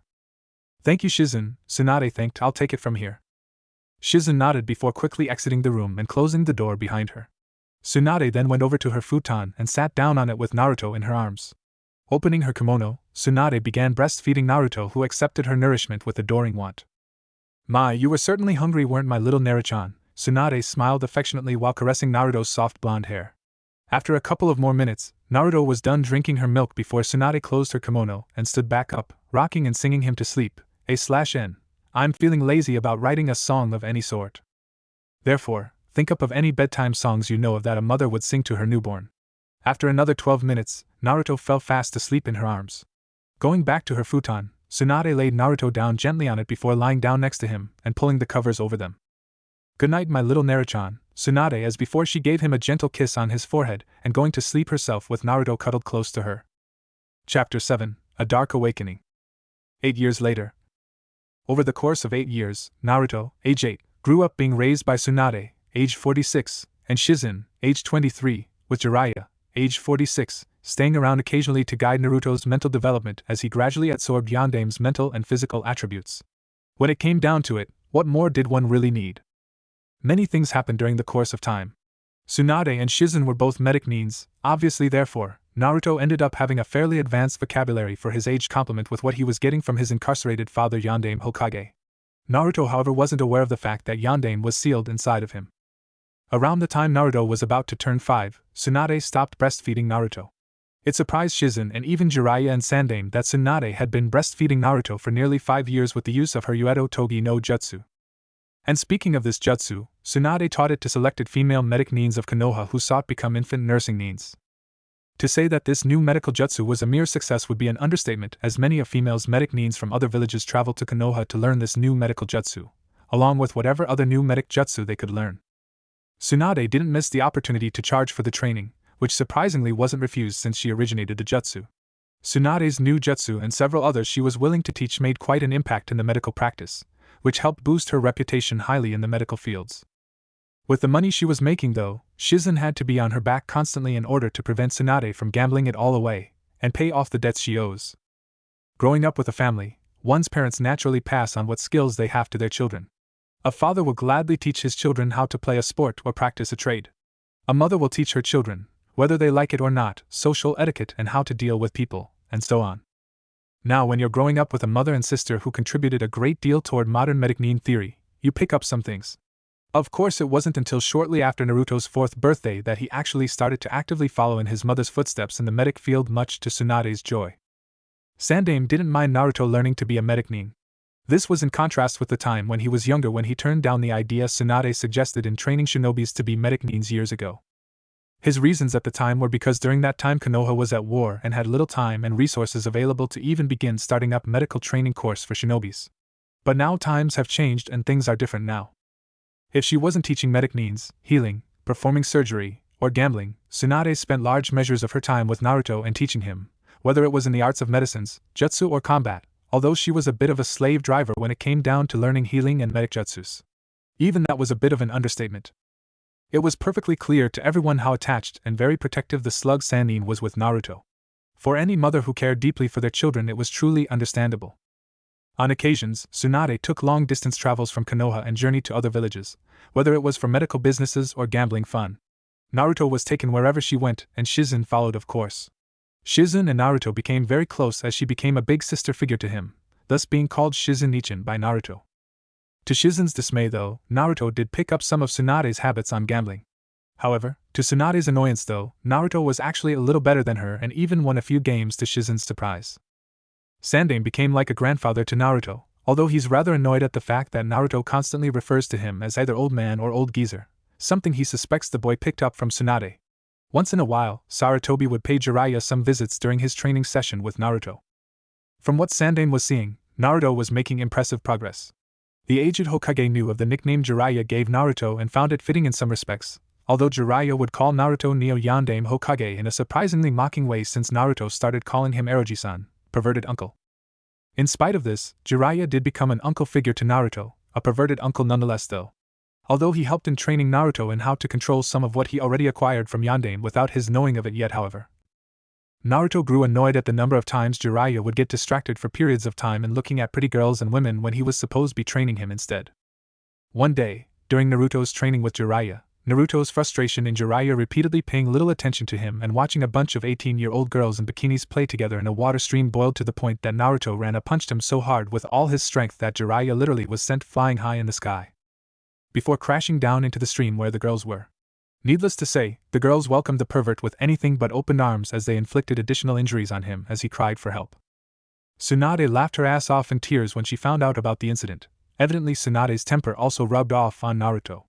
However, it shocked and amazed her, Shizun, Kakashi, Sandame, and Jiraiya, who was on the receiving end of Naruto's fist, that Naruto had also acquired a large portion of Tsunade's raw super strength. Tsunade's research revealed that her almost 5-year practice and use of her Uedo Togi no Jutsu, wet nursing technique, with Naruto resulted in Naruto being permanently infused with her strength since her milk was induced with her chakra. However, it seemed that he was only able to tap into that raw strength in large quantities during a mental or emotional episode of some sort. So even though the strength was there, however, he still doesn't fully know how to perfectly tap into the whole thing and use it at will. Even still, he managed to maintain being able to have some of that dormant strength. Kakashi, age 22, without being reminded, kept tabs on Naruto from time to time, almost as though he was a protective big brother. On occasions he'd stop by and visit Naruto. And speaking of playing the role of the older brother, Naruto started referring to Kakashi as Kakashi-Nizen. And like many siblings, the younger one usually looks up to the older sibling as a role model. This, however, wasn't without some consequences. Naruto started imitating Kakashi in the use of wearing a ninja mask like he does, which he started after turning 6 years old. Also, Kakashi would sometimes spoil Naruto when they hang out together, and sometimes he'd spar with Naruto also. Kakashi was also known for being a major fan, like so many, of Aika Aika Paradise, a famously known graphic adult series written by Jiraiya the Toad Sannin himself. One day, Naruto managed to get a hold of one of Kakashi's latest and rare edition books and read through it. What he saw and read shocked and at the same time fascinated him to the point that he had to find out what more. The detailed erotic and sexual images Naruto was studying only served to capture more of his attention. What he learned from that one book inspired him to create a new form of jutsu, one he'd use on perverts like Jiraiya or any other shinobi who'd fall victim to a most sexually arousing and erotic sight. The irony was indescribable.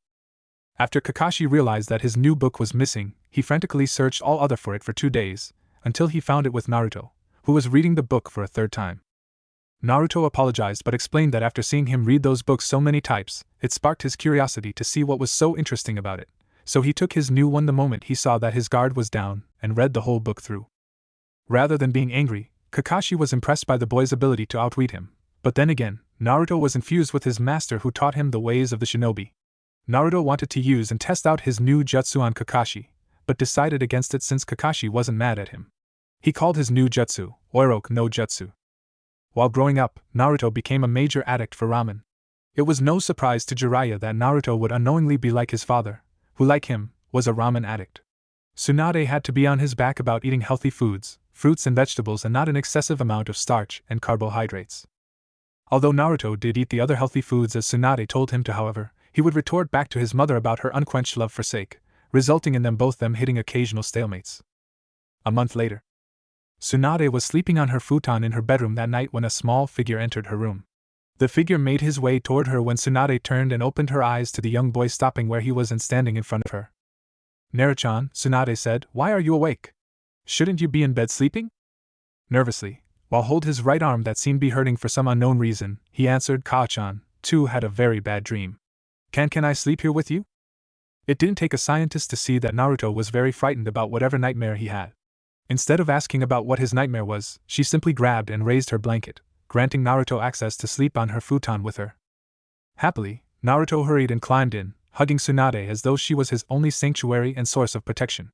She threw the blanket over them and embraced her son as he fell asleep next to her. 3 weeks later, Naruto's nightmares have been occurring on a weekly basis. A few times he woke up screaming in terror and fear, waking Tsunade and Shizen, who'd run into his room to check on Naruto. On a few of these occasions when those same nightmares occurred, they noticed that his right arm reddened a bit. They didn't know what to make of it. They ran some examinations on his arm to see if they could find anything. To their frustration, they found very little that could help with Naruto's condition. When asked about what he sees in his nightmares, Naruto told them that he saw a giant red furry monster, viciously killing and destroying everyone and everything in its path with all its fury. He added that the monster was called Kyubi no Yoko. Hearing this story sent a cold chill down Tsunade and Shizen's backs. They couldn't understand why Naruto started having realistic nightmares about the nine-tailed fox, and why his right arm would turn red when those nightmares occurred. Thus far, he had 9 nightmares of Kyubi.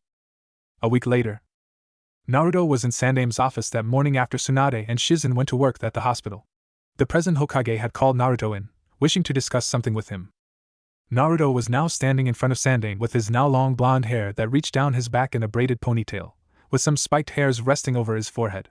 Tsunade evidently allowed the boy to let his hair grow over the years. Naruto was also wearing a blackish-blue ninja mask like the one Kakashi wears and also blackish-blue pants and shirt with black sandals, and white bandage-like wrappings going about his legs from within the bottle of his pant to inside his sandals. He also wore fingerless black gloves and a gray robe-like vest similar to the one Tsunade wears with a dark blue sash tied around his waist. Sandaime saw how Naruto was taking after Kakashi outwardly, and he also knew that Naruto was taking after Yondaime in others ways the boy wasn't aware of as of yet. "Hokage-san," Naruto said, "what am I here for?" Sandaime frowned at the name he was called again. He practically lost count on the number of times Naruto called him that. "You're here to be informed that you'll be starting attendance at the Konoha Academy starting tomorrow." Naruto's face looked like it fell off upon hearing those words. What?" Naruto exclaimed in disbelief, "have you gone senile?" Sandaime was tempted to bop Naruto on the head for that remark but remained calm as he took another puff from his pipe. "No, I'm perfectly fine, thank you. Seriously, however, it's a mandatory procedure for all children in Konoha, you included.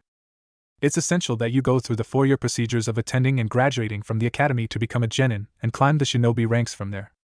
4 years, Naruto argued in outrage. "You can't be serious. I'm at a much advanced level than those newbies. On top of that, I'm training with 2 Sanins, being raised by one of them who happens to be my mother, and once in a while Kakashi Nezen spars with me and he's an ANBU captain." Sandaime couldn't deny the truths Naruto was telling him, especially since he witnessed how Naruto have been developing over the years. Indeed, Naruto was stronger, faster, and smarter than normal.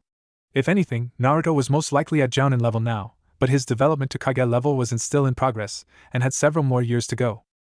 However, Sandaime couldn't risk compromising Konoha's education protocols because of Naruto's special circumstances.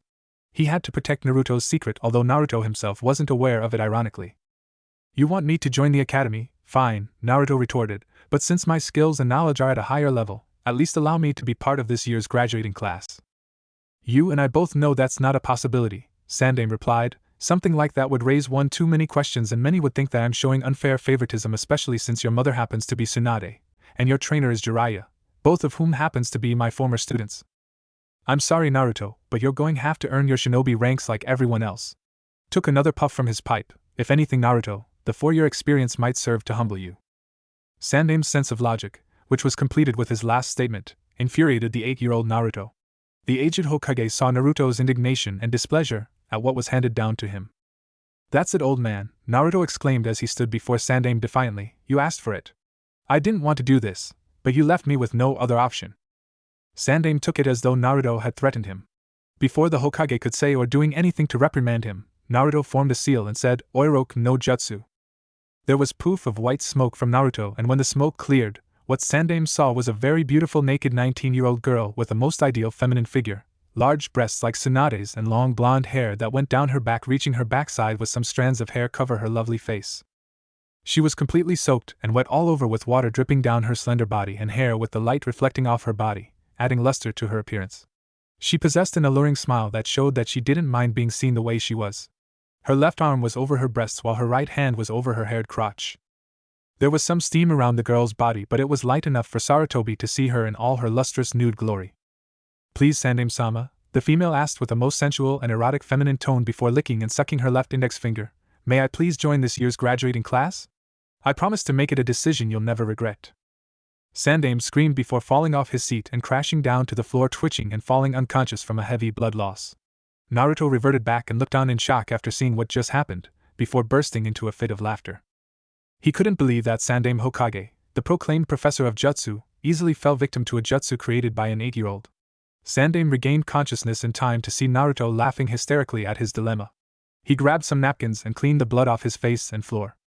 When that was done, he placed his pipe back in his mouth and slowly walked over to Naruto, who had then eventually calmed his laughter down. "How did you like that, old man?" Naruto asked proudly with a large grin on his masked face. "That was my Oiroku no Jutsu, which I personally created a month ago after reading one of Kakashi Nezen's new Ika Paradise books he likes reading so much. I had no idea my new jutsu would work this good since it effortlessly knocked you out." "I see. I must say that new jutsu of yours is most impressive, very effective and highly original," Sandaime complimented before he smacked Naruto hard across the back of his head. "Don't do it again." Naruto grimaced while rubbing his head, although he was still feeling the stinging effect from the smack. "Damn. I didn't think he could hit so hard at his age," Naruto thought before grinning. "At least I know his weakness. He's just like Eroji-san." "What are you smiling about?" Sandaime inquired, not liking the look on Naruto's face. Nothing important, Naruto lied before changing the subject. If it's that important that I have to attend the academy, then I'll attend it. Sandaime smiled on hearing that. That's good, Naruto. Your instructor will be Yumino Irika, and you'll report to him tomorrow morning with your new classmates. And one other thing, Naruto? Yeah, old man? What transpired here in this office with regards to that jutsu you used against me will remain in this office, Sandaime decreed seriously. You are to never discuss that incident with anyone. Are we clear? What? Naruto whined. Why can't I? Disobey me and I'll pass a law through the entire village and neighboring smaller villages that are extensions of Konoha, forbidding anyone from feeding, selling or making ramen of any sort for you again ever. Hearing those words sent a very cold chill down Naruto's back as his face paled. Life with no ramen, Naruto mentally mourned in horror, forbidden from ever eating ramen again. That's just cruel and inhuman. Naruto knew not to take Sandaime's warning lightly as his shoulders slumped down. Sandaime smiled satisfied with himself, knowing fully well how addicted Naruto was to ramen, just like Minato was. Fine, you win, Jizan, Naruto conceded. I won't go telling anyone how you were knocked out from my Oiroke no Jutsu. It's not worth forever giving up my privilege for eating ramen. I'm glad that you see it my way, Sandaime retorted. All preparations for you being placed in Irika's class have already been taken care of, Naruto. But there's no need to be upset about the thought of going to the academy. All in all, I'm certain you'll make some new friends there, I'm sure. And a good shinobi knows when and how to make good friends who ultimately make great allies. Therefore, more is involved in going to the academy than just learning the ways of the ninja and the history of our nation. Give it a chance, I'm sure you'll enjoy your experience. With that said, you can hurry to Jiraiya. I'm sure he's waiting for you.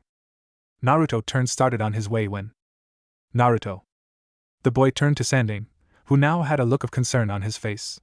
Sandaime continued, I heard from your mother that you've been having bad nightmares. Is everything alright now? I'm fine, Naruto assured. I haven't had one for a week now, so I'm okay. That's good to hear. We wouldn't want anything bad to happen to you, Sandaime smiled seriously. We don't need anything bad happening to you. Well, I'd better go now. See ya. Naruto. The young boy turned again in time to see a small pouch thrown at him. He caught the pouch to find that it had some money in it. Don't you treat yourself to some ramen later today? Sandaime smiled. With a bright smile of his own, Naruto ran toward the door. Thanks, Jizan, Naruto yelled happily as he ran out of the office and hurried on his way to Jiraiya. Going back to his desk, Sandaime sighed, beaten by hentai jutsu created by an 8-year-old brat. Had I not placed that restriction on that boy not to go bragging about how I fell for that absurd jutsu of his, the repercussions on my reputation as the Hokage would have been most undesirable. I'd be the laughingstock of the entire village. Pulled his Hokage hat down partially. Maybe I ought to label that absurd hentai jutsu of his as a kinjutsu, forbidden jutsu. The following day, Tsunade dropped off Naruto to school before heading to work. After kissing him on the cheek, she let him enter the building where the other children were heading while being instructed by the Chunins there where their classes were. Not surprisingly, Naruto still wore that same ninja mask on his face along with his same clothes as before. It wasn't long till he found the assigned class he was supposed to go to. He entered the class to see a man in a standard Chunin uniform with a scar across his face and a small black ponytail. The room was already filled with students save for Naruto, who just entered and closed the door. Naruto saw how all eyes were now on him as he walked over to the man he figured was the teacher. You're Irika-sensei, Naruto assumed. Irika, age 22, replied. Yes, I am. And who might you be? I'm Senju Uzumaki Naruto, son of Tsunade. Wait a minute, asked the girl with pink hair and green eyes. You're Senju Tsunade-sama's son? Yes, I am, Naruto confirmed. You're the son of the legendary slug Sannin, a girl with blonde hair and blue eyes asked excitedly. Yes, Naruto replied a bit dryly. As Naruto looked around, he saw the body of students were whispering to each other, possibly about him, he figured. He knew how famous Tsunade was by many both within and outside the walls of Konoha, and the fact that he's her son also spread his reputation as well. He also knew that Tsunade sucked at gambling. Alright, Naruto, you can take a seat up there by next to Hinata, Irika instructed. Naruto turned and saw a young girl with short indigo hair and pale eyes sitting by an empty desk and fumbling with her index fingers while looking at him shyly. Shrugging, he went up the steps leading to his assigned desk and sat by the girl. He turned to her before she looked down at him with a small blush on her face. You're Hinata? Naruto inquired. She nodded. Why, yes, I am. I'm Hyuga Hinata. You're from that Hyuga clan, Naruto said. That's cool. I heard a lot of interesting things about you guys and that really cool bloodline limit you guys have. Hinata smiled and blushed again from Naruto's compliment. Before a conversation could start, Irika started speaking, thus beginning the first day of class. As the class went on, Naruto, in pure boredom from hearing things he already knew, laid his head on the desk and drifted off to sleep. Hinata giggled a little from Naruto's antics. 6 months later. During his early days in the academy, many of Naruto's peers, girls in particular, asked him a bunch of questions about his personal life with Tsunade and what cool jutsu he knows. After Yamanaka Ino and Hinata's fathers, Inoichi and Hayashi, both of whom are part of the village council, learned that Naruto was in their class, both of their fathers encouraged their daughters to associate more with Naruto. Both fathers knowing fully well that aside the fact that not only is he the adopted son of Tsunade but also the son and sole heir of Yondaime Hokage whose seal inside him. Ino had little, if any, trouble complying with that, which was more than what could be said of Hinata, who was a bit too shy to be as open with him as Ino was, as were several other girls. Not that Naruto didn't like the attention, however, it was starting to annoy him. During the end of the second month, Naruto, out of boredom and frustration, started pulling pranks on whomever he saw could give him a good adrenaline rush. His first target was none other than Irika, who was given a nice-size apple by Naruto after walking into class. Irika thought it was highly thoughtful of Naruto, while others thought he was being a kiss-ass. Those thoughts, however, were instantly changed after a seal of some sort appeared on the apple, causing the apple to explode in Irika's face with a small batch of red paint thrown to his face and a sticker tag thrown and instantly fastened to his forehead from the exploding apple that stated, "Watch what you eat. A true shinobi is never too trusting." "How did you like them apples, Irika-sensei?" was what Naruto said before he and the entire class burst into a fit of laughter, which only added to Irika's fury towards Naruto's prank, who was made clear when Irika started yelling and berating him for the stunt he just pulled. Naruto told him that if he truly intended to kill him, then he'd already be dead from having needles burst into his face instead of the red paint and sticker tag on his face. The thought that Naruto's prank turned a chunin into a live-action joke and lesson within seconds had the class look at Naruto in astonishment. Since then, Naruto started pulling several other pranks on unsuspecting chunins and jounins, and once in a blue moon, a few ANBU. This led to Naruto being occasionally chased around the village by the chunins and jounins he'd pull his pranks on. This in effect gave the villagers some good laughs that were well needed. The idea of seeing the son of the slug Sannin pulling childish yet cleverly planned pranks on chunin, jounin and ANBU level shinobis and finding ways to evade being caught by them much to their irritation was quite comical. Of course, his pranks didn't go unnoticed by Kakashi, Shizun, Jiraiya, Tsunade or Sandaime. The Hokage himself was given some good laughs from watching some of Naruto's pranks on the chunins and jounins, happy that he wasn't on the receiving end of those well-devised pranks. For Kakashi, Shizun, Jiraiya, Tsunade and Sandaime, not only was the very thought of an 8-year-old Yondaime, namely Naruto, pulling off those well-thought-out pranks on unsuspecting shinobis quite comical, but it also reinforced the fact that Yondaime Hokage was indeed an excellent strategist during his younger days before becoming a Hokage. Though none of his pranks actually hurt anyone, it only served to make Naruto look like a mischievous troublemaker among the chunins and jounins. When confronted by the victimized shinobis in front of Tsunade and Sandaime about his pranks, he told them that it was all in good harmless fun. It annoyed the chunins and jounins to hear Naruto's childish sense of logic, however there was more to Naruto's pulling his pranks than he let on. In spite of all this thought, it amazed many to see how smart, strong and fast Naruto was for his age with the stamina he possessed, which unfortunately made him the envy and an unpopular figure among some of the guys. One older bully tried to fight Naruto with the intent to prove that Naruto was nobody special just because he was the son of a Sannin. Needless to say, the older bully effortlessly had his ass handed to him after Naruto planted one swift punch into his gut, instantly knocking him unconscious in front of the body of students, some of whom were expecting a long fight. That incident only served to heighten Naruto's reputation among the students who were aware of Tsunade's monstrous strength. They figured that he inherited it from her. Through all this, none of the students or academy teachers for that matter have ever seen Naruto without his ninja mask on, not one time. Sasuke was another attention grabber among the girls since he was part of the Uchiha clan. However, his focus at the time was trying to match his older brother Itachi, who was also well known throughout Konoha for his superb achievements. Because of this, he started considering Naruto as his rival, believing that Naruto would reach Itachi's level before he does. Naruto though tried to be friends with him, however Sasuke wasn't interested and instead told him that he has to surpass him in order to match his brother and gain his acknowledgement. It saddened Naruto that Sasuke rejected his offer of friendship. Naruto felt that he and Sasuke could relate to each other and that they were both annoyed at how people considered them of any worth just because of whom they were related to or what bloodline limit they had. Still, Naruto was persistent in trying to gain Sasuke's friendship in whatever way he could.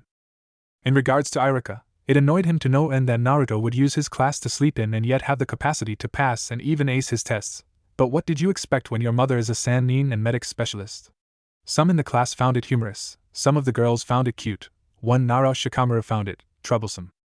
During the end of the 5th month, the Uchiha massacre occurred. Men, women and children of the entire Uchiha clan were ruthlessly slaughtered in one night with only 2 survivors. These survivors were Sasuke and his older brother Itachi, a former ANBU captain who was responsible for slaughtering the clan and leaving Sasuke alive for unknown reasons before leaving Konoha as an S-level missing nin. Sasuke was crushed and devastated by the horrific event carried out by the one person he held in high regards and wanted acknowledgement from most. Naruto, after learning about the massacre, tried to console Sasuke in whatever way he could. He had little success at first, but Sasuke slowly started opening up to him, although not as much as Naruto would have liked it, but it was a start. Naruto also started talking a little more with Hinata, much to the shy Hyuga's heiress's surprise. He found being around her a bit more relaxing and calm. Naruto saw how Hinata blushed and stuttered often and was clueless as to why. Like in Sasuke's case though, Naruto felt he could also relate to Hinata in that she also didn't like how people considered her or anyone else of any worth just because of whom she was related to or what bloodline lineage she was born with.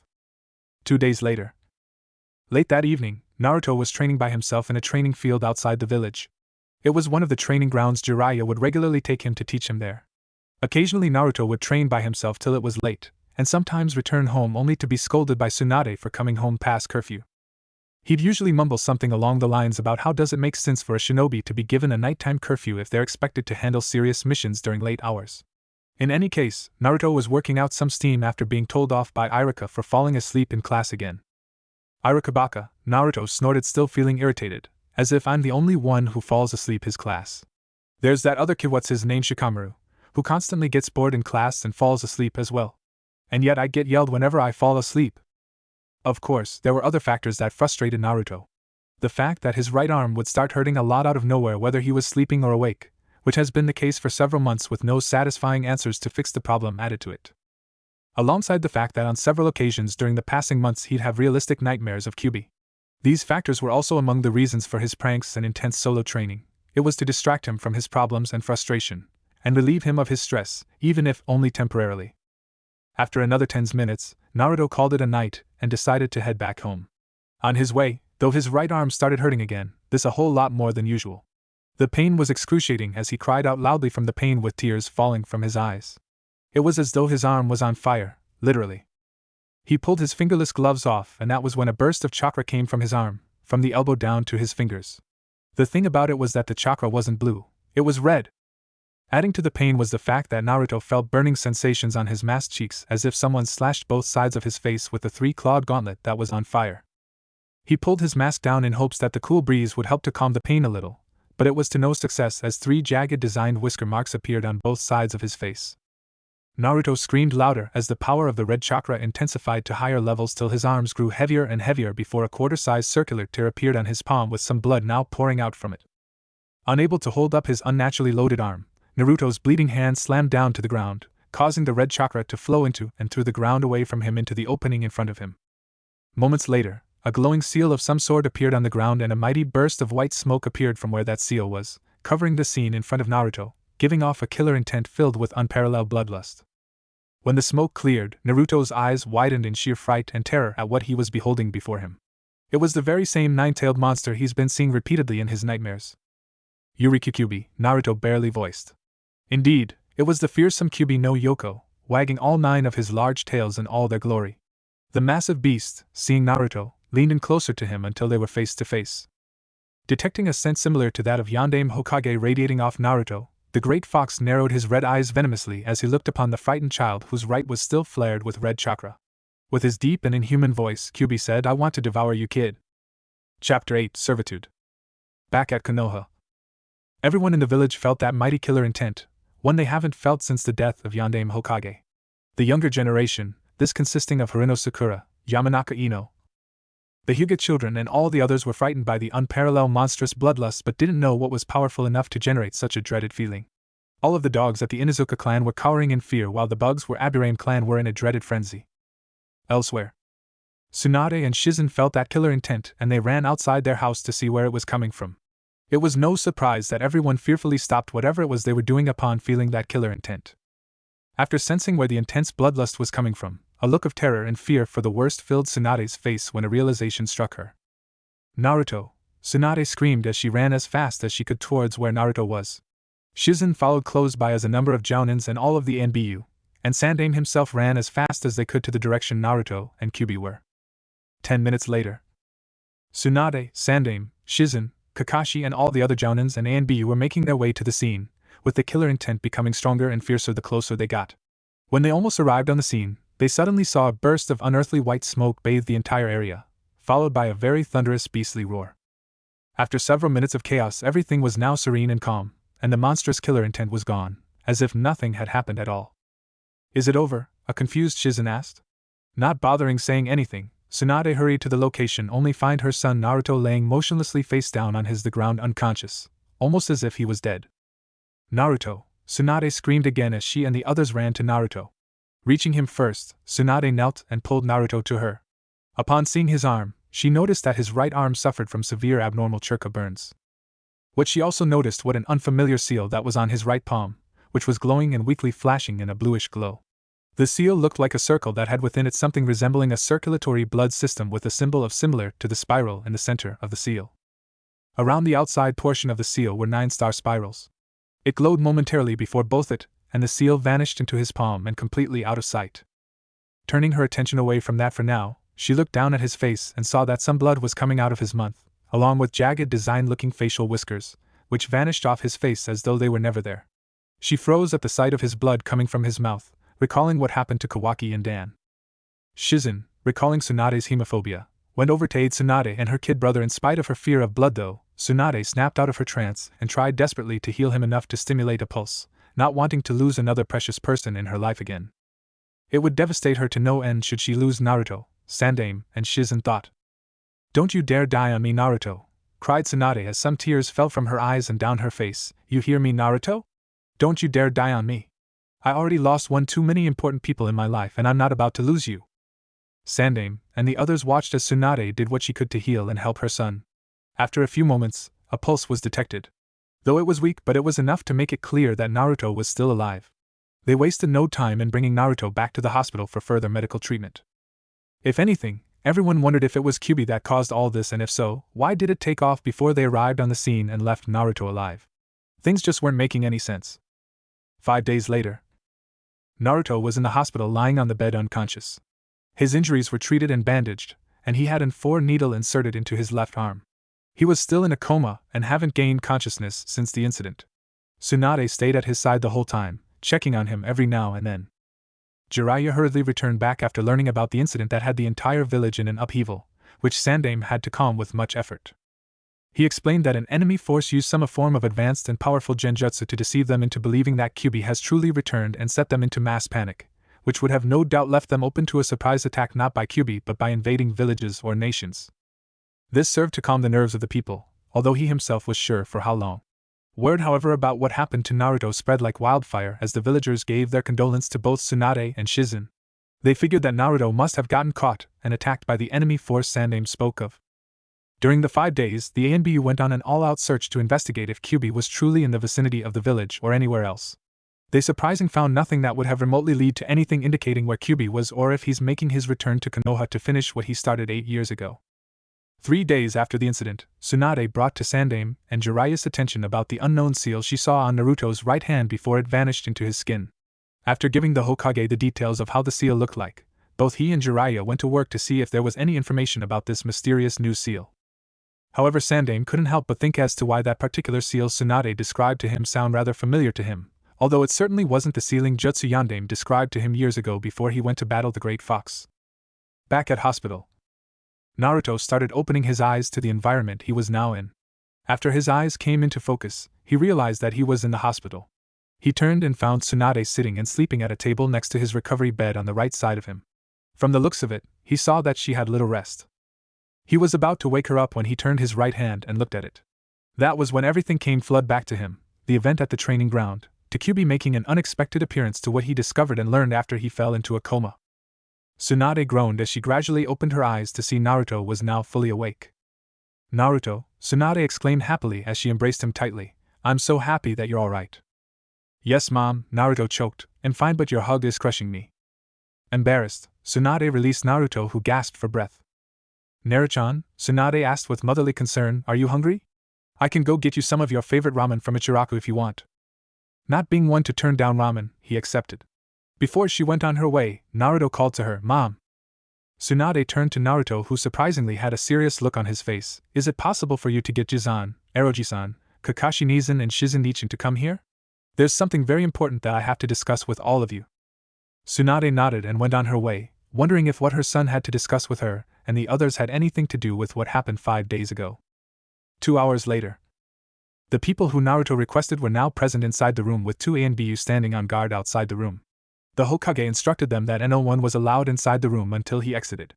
Meanwhile inside, Tsunade and everyone else were ready to find out why Naruto requested their presence. But in any case, Sandaime and Jiraiya had some news of their own to share in regards to what they discovered about the new seal in Naruto's palm. Breaking the silence, Naruto asked, "Jizan, is it possible to form a soundproof barrier? I don't want what's discussed here to be heard by anyone outside this room." "How do you know that such a jutsu exists?" Shizen asked. Naruto retorted, "Because my father told me just now." Everyone's eyes widened on hearing what he just said. "WW what?" Sandaime stuttered, "You mean?"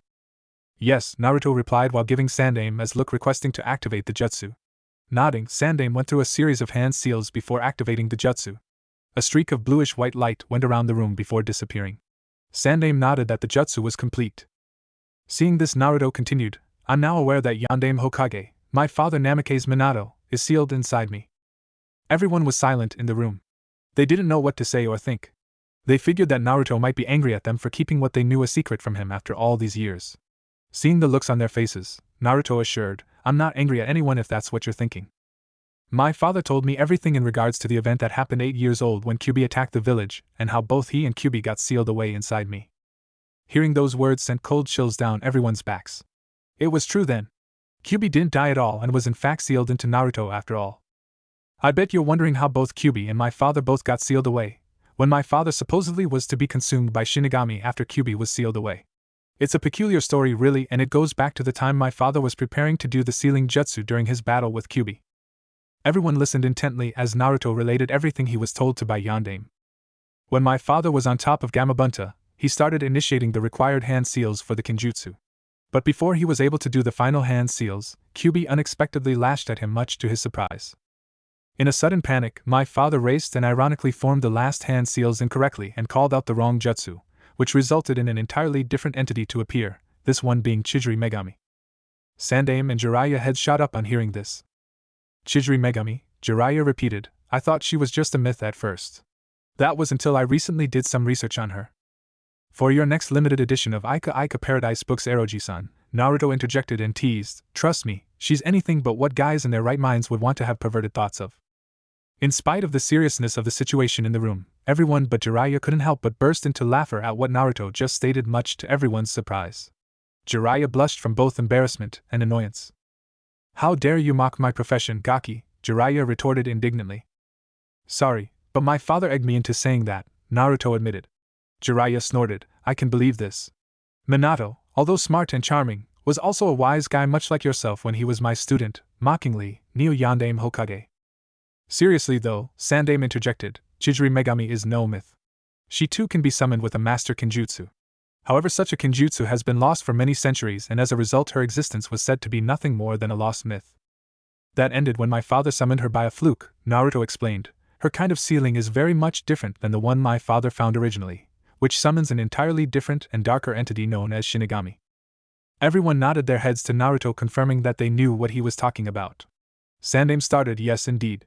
I recall now that Minato did look into finding that Kenjutsu to summon Chidori Megami once before some years ago, but was never able to find it either. After doing some research with Jiraiya on that specific seal on your palm Tsunade told us about, we learned some rather interesting things about it. That very seal on your palm is linked to Chidori Megami's sealing known as Dorino Surifuen no Jutsu, which subjects the sealed into long-lasting servitude, entwining the soul of the sealed with the container's soul as a servant. In exchange for this Kenjutsu's effects, the sealer pays the ultimate price by forfeiting him or herself to Chidori Megami to be permanently sealed away into the same container as well, causing the sealer to have their chakra, knowledge, wisdom and his or her other attributes to be gradually absorbed by the container over the years. That's exactly what my father told me while I was in a coma, Naruto cut in. I met him in my subconscious mind after I fell into a coma 5 nights ago. He told me everything about himself and... Naruto now had tears falling down his face, finding it difficult to speak. Tsunade was about to comfort him when Naruto continued, "My biological mother, Uzumaki Kushina."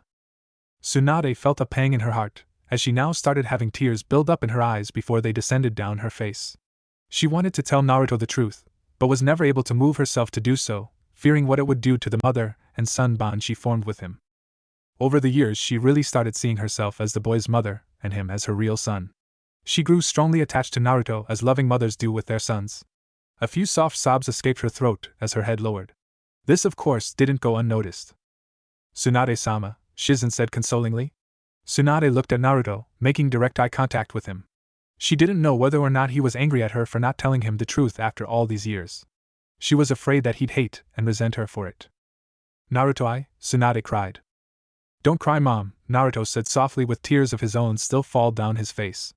It surprised Tsunade that Naruto still called her Mom, and needless to say she found much joy in that. "Although my father told me everything about the kind of person my birth mother was," Naruto continued, "that still doesn't change how I see you. I love you and you're still my mom and you love and take care of me just how my birth mother would have." Overcome with emotions, Tsunade ran and embraced Naruto affectionately as a couple more sobs escaped her throat. These sobs now were sobs of joy. "My little Naruto-chan," Tsunade said happily. "Come on," Naruto retorted, "I'm not that little, Mom." Everyone laughed at the scene, even Tsunade as she wiped away her tears. "Even still," Tsunade said with a smile and blush, "you're still my Naruto-chan." Sandaime smiled to himself.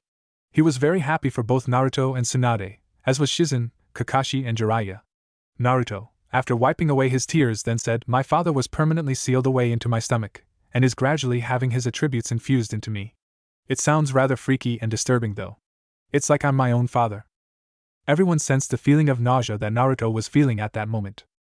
"It may sound that way," Sandaime retorted, "however that's not the case. You won't turn into Namake's Minato, Naruto. You'll just inherit your father's Kage-level abilities and chakra as you grow up and mature, thus becoming a born Hokage, or Neo Yandame Hokage as Jiraiya puts it." Naruto spoke, "Although my father was sealed into my belly, however, Kyuubi no Kitsune." Naruto removed the bandages off his right hand and revealed his now fully healed arm and palm. He continued, "Is sealed away into my right hand." That was when the same seal that Tsunade saw the first time appeared. This time everyone saw it. "That's the very same seal I saw and explained to Sandaime-sama," Tsunade exclaimed. "Indeed it is," Sandaime agreed. "I was amazed myself after finding some lost information about that forbidden master jutsu after Jiraiya and I were told about it. The only thing is that we still weren't able to find the series of hand seals for that exact sealing. It surprises me that Minato managed to execute such a jutsu even if it was a fluke." "As a result of that same Dorino Surifuen no Jutsu, old man," Naruto said, "I have a summoning contract that was instantly made with me the moment Kyuubi was forcefully sealed away into my palm." "Intriguing," Kakashi finally spoke after a long silence. "Whereas I have the signed contract to summon dogs, you can summon foxes of different sorts by default as a result of the sealing." "That's right," Naruto confirmed, "but with a lot more chakra, I can also summon the great Kyuubi no Yoko himself, as my summoning beast. My first time summoning him unintentionally was 5 nights ago." Everyone's eyes widened in shock on hearing that revelation. It was true then that Kyuubi truly was out in the opening. After letting the shock setting in, Tsunade exclaimed, "What? But how can that be when Kyuubi was sealed away?" "Kyuubi was sealed into a lifetime of servitude," Sandaime said. "He's connected to Naruto as his servant. That's the punishment Chizuru Megami sentenced that great fox to." "That's why Kyuubi can't kill me," Naruto added, "not unless it wants to kill itself at the same time. When Kyuubi was first released from inside my hand, he looked at me straight in my face and told me that he wanted to devour me.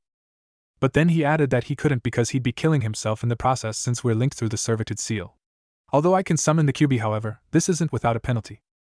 Kyuubi can only be summoned under extreme circumstances, and when I do release him, he only gets no more than 15 minutes as long as my right arm is flared with red chakra. Should that time limit be exceeded after the red chakra has depleted, the flare will turn blue and begin consuming my life force. If that process isn't stopped, then I'll ultimate die along with the Kyuubi and my father." "That explains the condition we found you in at your training ground," Kakashi said. Naruto nodded his head. Everyone was quiet as they absorbed and processed the new information they were given. After a few minutes, Shizen asked, "What about those horrible nightmares you've been having? If anything, I'm sure Kyuubi had something to do with them." "He did," Naruto confirmed. "That was because he was awakening after 8 years of lying dormant inside me.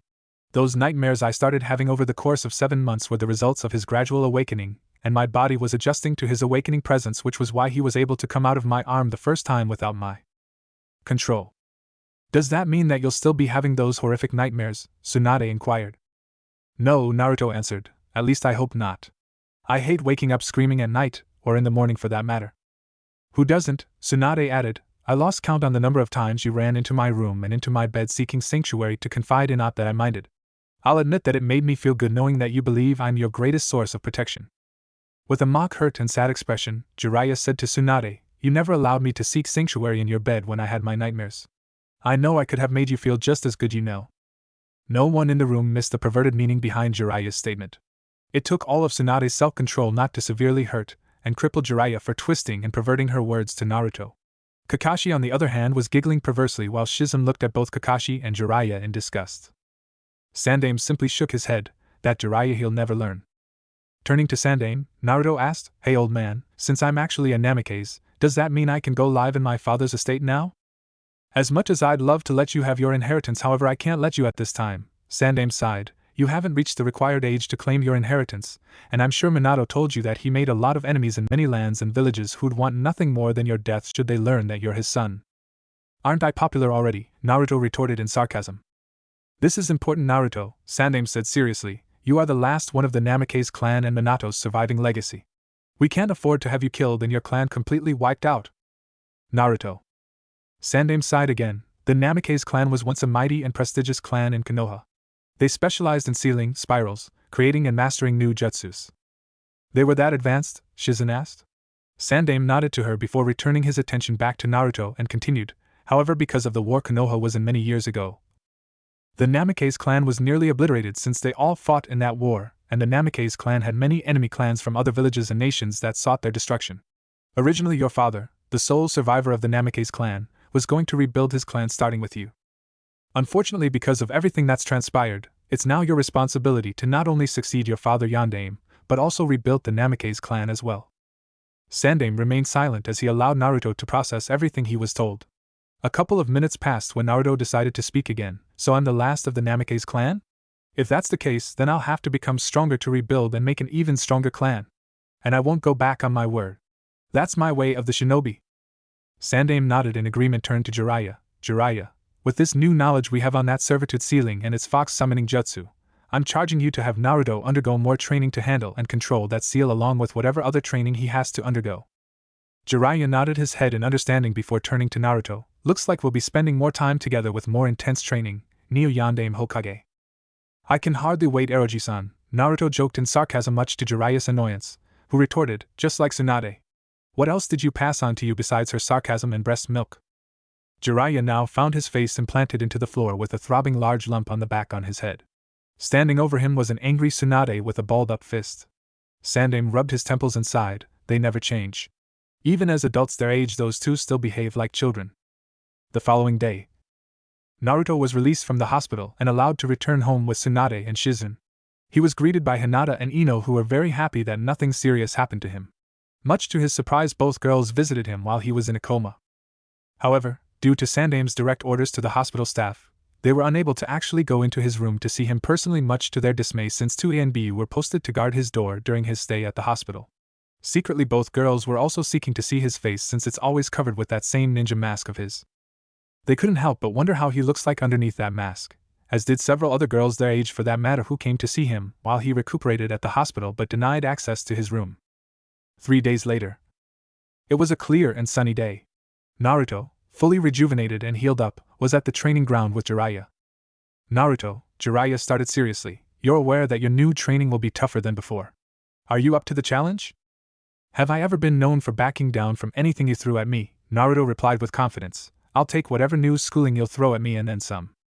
"I'm happy you said that," Jiraiya said, "because your training starts now." Chapter 9, The Naruto Effect. Minato/Yondaime speaking. With that said, on with the FIC. 3 years later. A great deal has occurred within 3 years. 3 months after Naruto's, age 11, new training with Jiraiya, age 49, started, Hiruzen, in his 60s, did something that shocked all of Konoha. He stepped down and retired as Hokage once again after choosing the person who was to succeed both him and Yondaime as next Hokage. He and the council chose Jiraiya to be nominated for the job. However, Jiraiya declined the offer, saying that it would cut into a great deal of his time for his research as well as his training Naruto. Hiruzen didn't need to be a professor to figure out what kind of research Jiraiya was talking about, since he himself read those books of his like many others. After careful consideration, he selected Tsunade, age 49, the slug Sannin and his former student, to be the next Hokage. To say that Tsunade was shocked at this would be an understatement. At first she was rather reluctant to take the job, with her reasoning being much different from Jiraiya's. She recalled what befell her grandfather and granduncle, Shodame and Nidame, who died young during their reign as Hokage. And there were her kid brother Kawaki and her lover Dan, both of whom sought to become Hokage, and they died young before they could live out that dream. Since then, she started believing that the Hokage job was shit and that only a fool would want to become Hokage. But after adopting Naruto as her new son, she gradually started seeing things differently. She found a reason to risk her life for something she held as very precious, her son and Shizen, aged 26, both of whom happens to be her family, and in some respects Jiraiya, Hiruzen and Kakashi, aged 25, whom in their own ways were like family to her. Although they got on her nerves occasionally. She was stupefied that she out of all people was nominated to live out the role of Hokage. After some coaching from Shizen, Jiraiya, Hiruzen and surprisingly even Naruto, Tsunade decided to accept the role as Godame Hokage. Hiruzen soon saw the ironies when he chose the slug Sannin to be next Hokage. Among them was the fact that he was trying to protect Naruto, who is the son and sole heir of Namikaze Minato, Yandame Hokage, who was once the renowned Yellow Flash who was sealed away inside Naruto along with Kyuubi.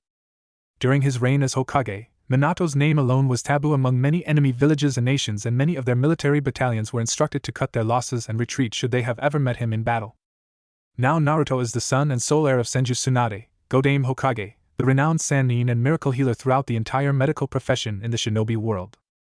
She's also known as the legendary sucker because she sucks so badly at gambling that it became legendary, and as a result she's in debt to a lot of people she borrowed money from for her gambling addiction.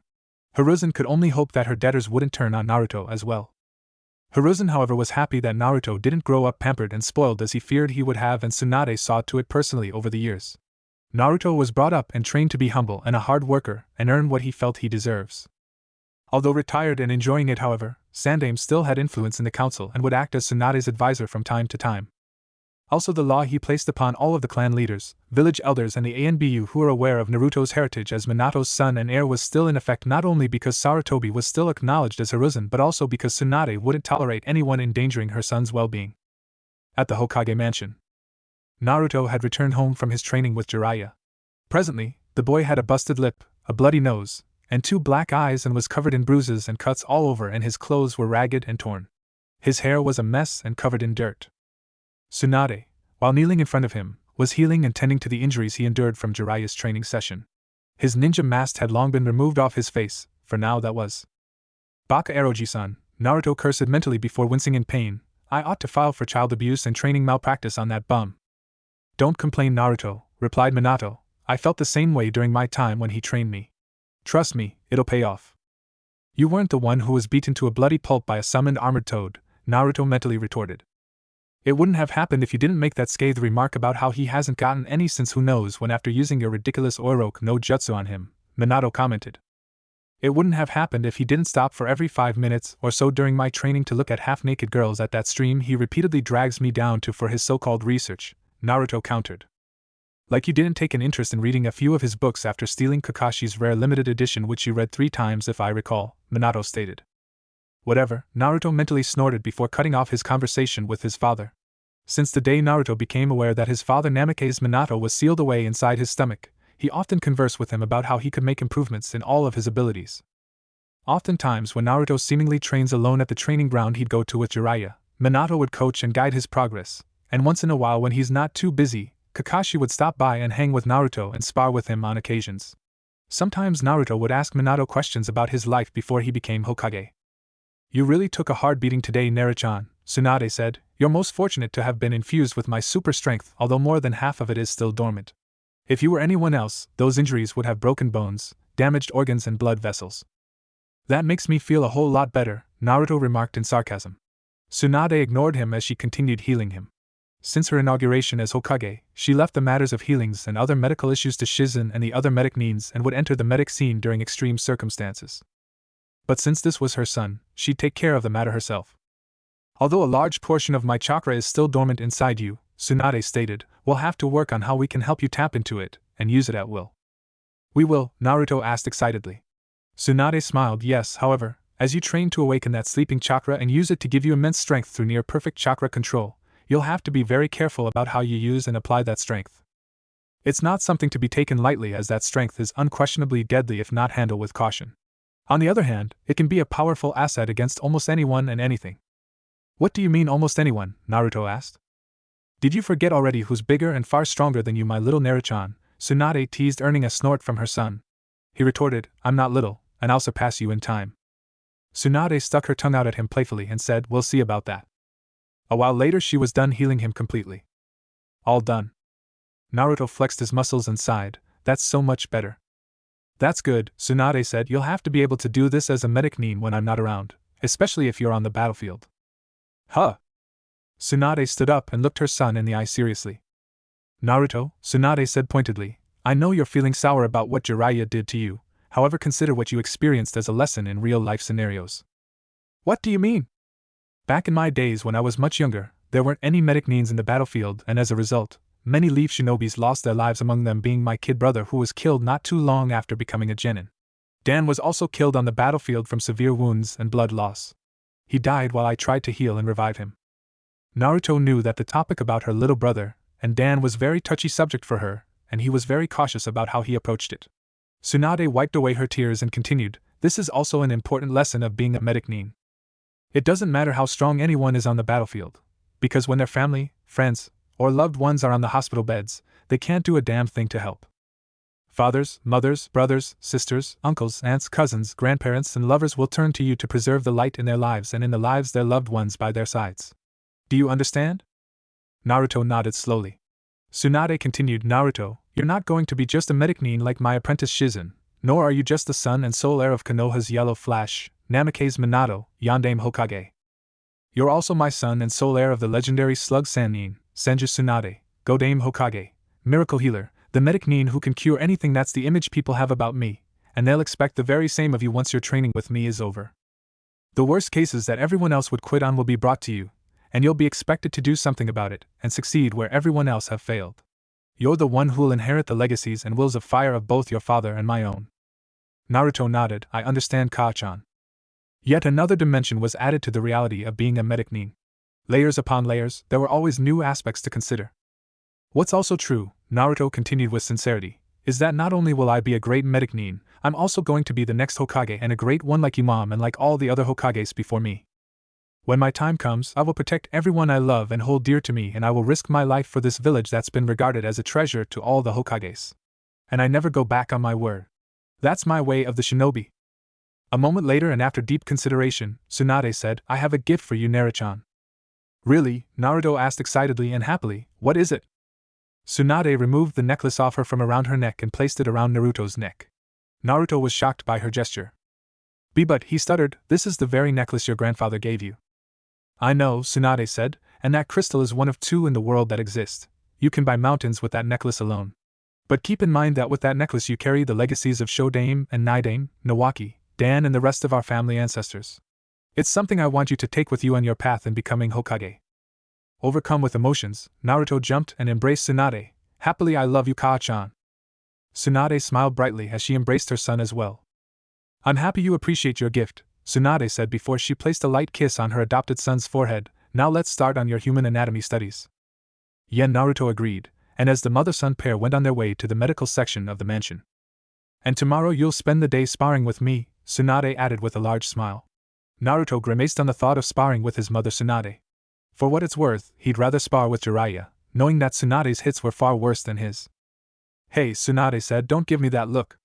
I did say that we'd have to work on awakening that dormant strength of yours, didn't I? You did, Naruto whined, but you hit so hard. She grabbed Naruto before wrapping her arm around his neck and giving him a hard noogie. Ka-chan, Naruto cried as he futilely struggled to break free. It's one thing to spar with your freakishly strong mother, but it's something else when she applies that strength for giving noogies. Tsunade laughed while watching her son's predicament. For the past couple of months, Tsunade got into the habit of giving Naruto playful noogies. 2 weeks later, Naruto was sleeping at his desk at the academy again. This time he looked completely drained and exhausted. He spent all night studying his mother's medical scrolls and practicing his healing and medic jutsus, and 3 days earlier he trained with Jiraiya on controlling his new seal and fox summoning. Naruto was sitting/sleeping between Ino and Hinata. Both girls took pity on Naruto seeing the state he was in. Hinata saw the look in Ino's face and knew what she had in mind. Both girls were tempted to see how he looked like underneath that ninja mask he wore. Hinata blushed at the thought but was too timid to pull it off. Ino, being the more abrasive type, moved closer to grab and pull the mask down when Naruto. Naruto immediately jumped from his seat and stood in attention. Everyone else laughed at the scene while Ino mentally cursed and yelled at Iruka for ruining her chance to see the blonde's face. Yes, Iruka-sensei, Naruto said. Iruka, annoyed at Naruto's sleeping habits, stated, Do you find our discussion on the 5 Hokages boring enough to put you to sleep? When your Ka-chan is the granddaughter and grandniece of Shodame and Naidame who taught Sandame, who taught my Ka-chan and chose her as Godame after the death of Yandame who was trained by Jiraiya-sama, another student of Sandame, what more can you teach me about them that my Ka-chan hasn't already taught me? Iruka's right eye twitched from Naruto's sense of reasoning yet well-worded explanation. The fact that annoyed Iruka further was that Naruto was right. Ino and other girls chuckled from his explanation. He's so smart, a couple of the girls thought as they looked at him dreamily. Well, Naruto, Iruka said, since it's your family we're talking about, it should hold your attention to say the least since they were the ones who built Konohagaku no Sato and contributed greatly to the medical fields and this village's history.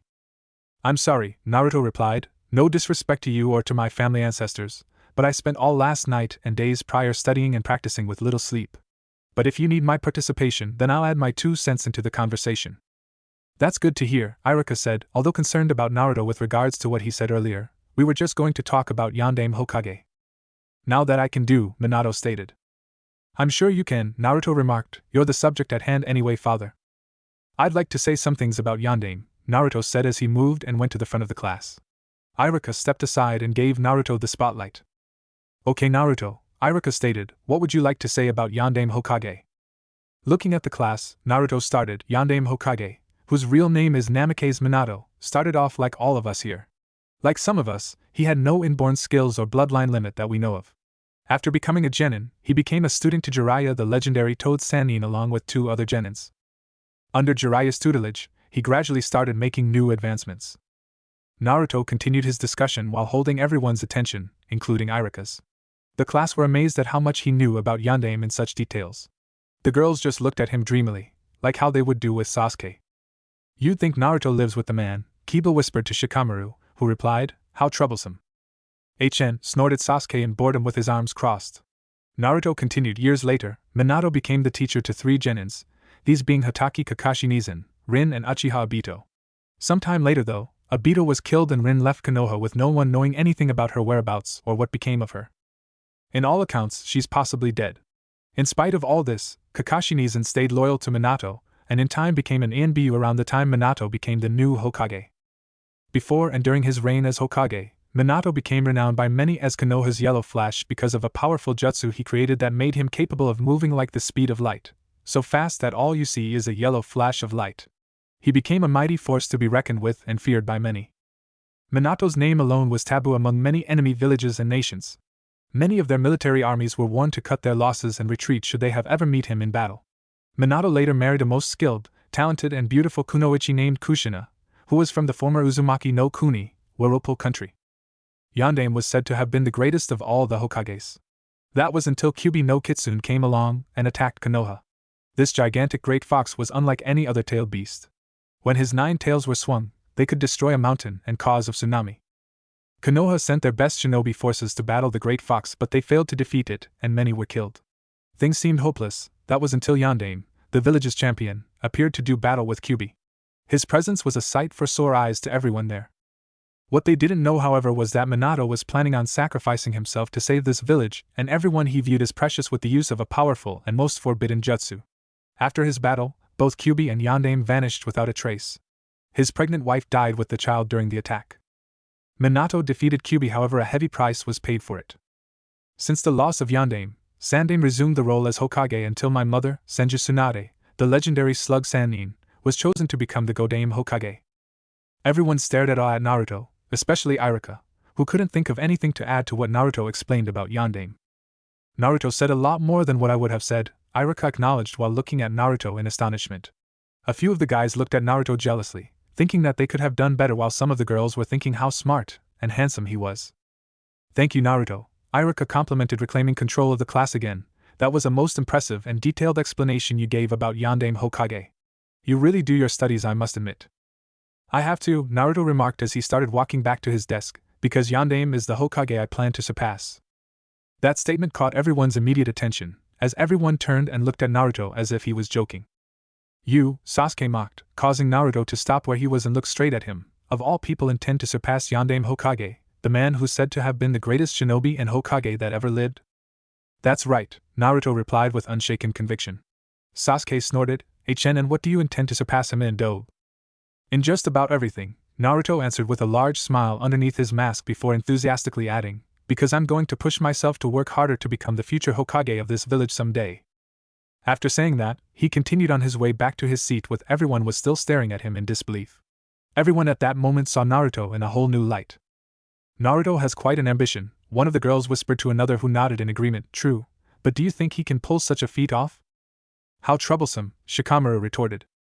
In spite of Naruto's attempts in being friends with him, Sasuke still looked at him as his rival and hindrance in getting stronger in order to kill his brother Itachi. Sasuke had no interest in making friends or having a girlfriend. After his encounter with Itachi the night of the massacre, Sasuke's prime focus was to become stronger and advance to higher levels in order to be able to fight and kill Itachi and rebuild his clan. Sakura, one of Sasuke's biggest fangirls, found it charming that there's someone else besides her that studies hard almost all the time.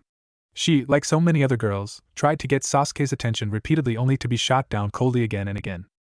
Though Naruto himself also had fangirls like Sasuke, however, he wasn't cold or harsh towards them, although he'd often run from them. Secretly though, Sakura wished that Sasuke was Naruto and Naruto was Sasuke. Shino, although indifferent, was aware of Naruto's intelligence and sense of logic. However, he was intrigued at how Naruto's status from being the son of a Sannin to the son of a Hokage didn't go to his head like it would have done to so many others their age.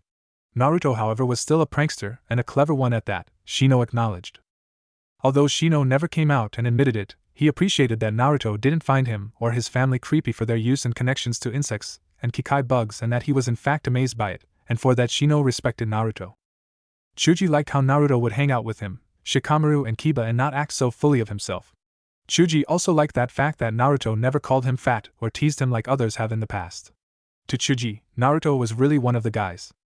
Kiba, who started disliking Naruto at first, in time took a liking to him seeing how he has a thing for canines like his family. But after training with summoned foxes, how would a person not take a liking to dogs? Also, Kiba's white dog Akamaru also took a liking to Naruto. Shikamaru, although lazy and non-enthusiastic, respected Naruto, especially since Naruto never blew his spot for sleeping in class repetitiously.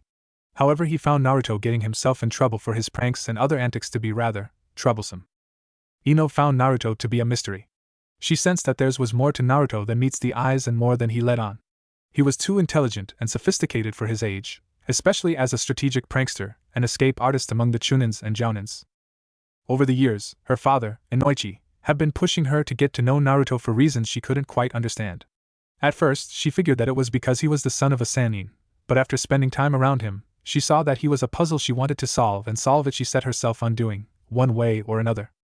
She did have a crush on Sasuke for a time, but was eventually turned off by his unchanged harsh and cold demeanor, especially since her father didn't like the idea of her fawning over Sasuke like his other fangirls. Ino saw how Naruto and Sasuke were total opposites of each other. One would have thought that Naruto would have been the arrogant and cold type because of his status in Konoha, whereas Sasuke would have thought to have been the open and humble type, especially after what happened to his clan a few years ago. But it was quite the opposite in fact, which attracted Ino more towards Naruto. A couple of times, Inoichi invited Naruto over to their house. Oftentimes though, Inoichi would try to fix it in a way that Naruto would be around his daughter for the majority of the time.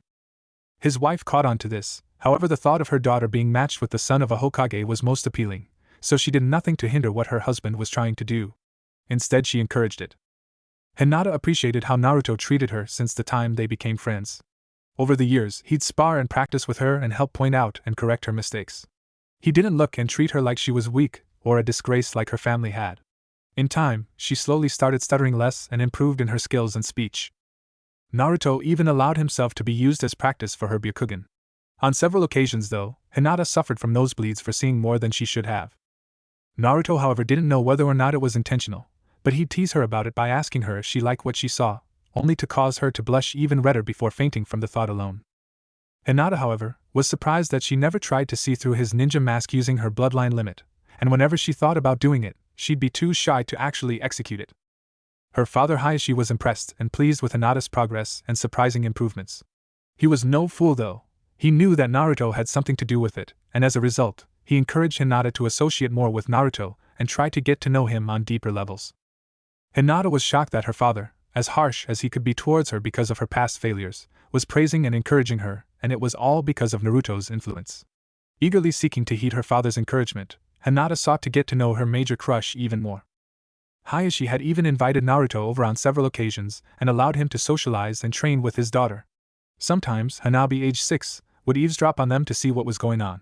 She didn't know what her father saw in Naruto, besides some weird kid who wore that same ninja mask all the time and seemingly never takes it off. The following day, Naruto and all of the other students were all outside at the practice area. They were all going to practice throwing kunais at human-shaped targets. Some of the students had better time aiming and throwing the kunais than many of the others. When it came time for Sasuke to throw his kunais, he threw them with time, precision, accuracy. The girls marveled at how efficient Sasuke was at throwing his kunai right on the bullseye. Naruto stood there quietly as he waited patiently for his own turn while bored out of his mind. Even Eroji-san's training was more fun than this, Naruto thought. Pity that no one knows I'm secretly training with him. Or with me for that matter, also Naruto, Minato added, and Tsunade-sama. True, Naruto thought. Naruto, you're up, Iruka announced. Naruto raised his head as he went over to his wooden human target stand. Good luck, Dobe, Sasuke mocked. Naruto ignored him and picked up his kunais. Standing a long distance from the target, Naruto ran back and forth from left to right as he aimed and launched his 3 kunais at intended areas of the target before throwing the last one straight into the bull's eye. Sasuke smirked and stated, I made all 4 bull's eyes and you only made 1. If you were as smart as everyone thinks you are, you'd have stood still and threw your kunais at the target like everyone else. I'm afraid Sasuke's right, Naruto, Iruka commented. If you'd have stood where you were supposed to, you'd have possibly managed to hit more than 1 bull's eye. That may be true, Naruto looked at Iruka and said, however, if you look carefully, Iruka-sensei, if that target were an actual person, each section I threw my kunais at would have meant an instantaneous death. Enemy shinobis won't allow us to get bulls to their hearts. We'd have to know where else they can be effectively taken down. Iruka looked at the target and saw what Naruto was talking about. The first kunai was embedded deep into the forehead, the second straight into the jugular, the third at the liver, and the last one straight through the heart. Naruto executed all this while he was running, unlike the others, Iruka acknowledged. You're right, Naruto, Iruka agreed. For each spot you launched your kunais at, it would mean immediate death for the target. I'm amazed you managed to pull off such a feat and knew exactly when and where to hit at while in running motion. When you study the human anatomy in depth, Naruto said, you learn a thing or two. Iruka sensed that there was more to Naruto than meet the eyes, aside the fact that he's the son of the Hokage. He wondered if perhaps Tsunade had something to do with this since she was an ace medical specialist. Who is this kid? Iruka wondered as the Ino, Hinata and the other girls circled around Naruto and praised his accomplishments. Sasuke decided to ignore them until. That was amazing! You might reach or even break Itachi's record at this rate, said one of the girls. Hearing that remark made Sasuke's blood boil. There was no way he was going to be outstaged by Naruto. Sasuke saw that had to push himself harder if he was to become stronger to kill his brother and outdo Naruto, who he felt was supposed to be the dobe, not his equal or superior. If only I had my Sharingan activated like Itachi's, Sasuke thought, then I'd have had the ability to surpass Naruto's abilities. Chapter 10, Hinanari no. A week later. It was a clear sunny day in Konoha and everyone was taking advantage of the serene atmosphere. Naruto was walking around the village by himself after Jiraiya gave him the day off to allow his body to recuperate from last week's training. Naruto figured that it was just an excuse for him to go about doing his research for his Ica Paradise series. He thought about going to visit Sandaime, but then he remembered that Sandaime went out on a vacation trip with his grandson Konohamaru, age 6, and won't be back for another 3 days. Tsunade was going to be busy all day at the office. Something about diplomats from other villages coming to discuss some trading negotiations. Kakashi was out on an A-rank mission and won't be back for another 2 days, and Shizen was stuck at the hospital with a patient in critical condition. Simply put it, Naruto was down on his luck today. His family was too busy with his or her own things and currently had no time for him. This totally sucks, big time, Naruto thought. Don't feel dejected, Naruto, Minato said, I'm still around. I know, father, Naruto replied, I just need to find something to do to keep me busy, really. You can always go hang out with your friends from the academy, Minato suggested. I'm sure that they'll be more than happy to hang out with you. True, Naruto replied, but many of them are busy today, and the all-omnipotent Sasuke is still with the I must become stronger than you Naruto complex. Then why not invite those 2 girls to hang out with you, Minato said. If anything, Hinata and Ino would more than likely drop whatever it is they're doing in a heartbeat to hang out with you. And I know their fathers would definitely let them without any argument, since both Hayashi and Inoichi know I'm your father. If I did not any better, father, I'd say you were trying to play matchmaker here, Naruto replied with a grin on his face. Not that I'm complaining. What girl in Konoha wouldn't want to date the son of great Yondaime Hokage? Naruto heard Minato chuckling in his mind.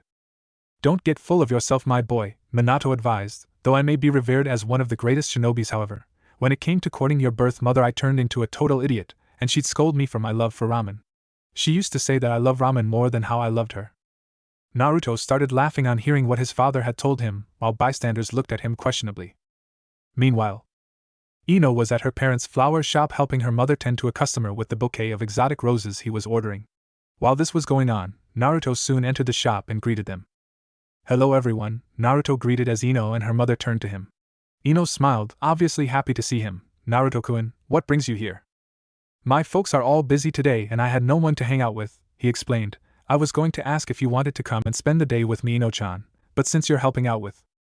Actually, Ino wasn't doing much here anyway, Ino's mother suddenly cut. In fact, she can go and hang out with you now. You sure? Naruto asked quizzically. Positive, Mrs. Yamanaka smiled as she gestured to her daughter to go on her way. Ino flashed her mother a thank you smile before running over Naruto, who turned and exited the shop with her. The customer just shook his head at the scene. Young love, the customer thought with a grin. As Naruto and Ino left the shop, out of nowhere they crashed into Hinata.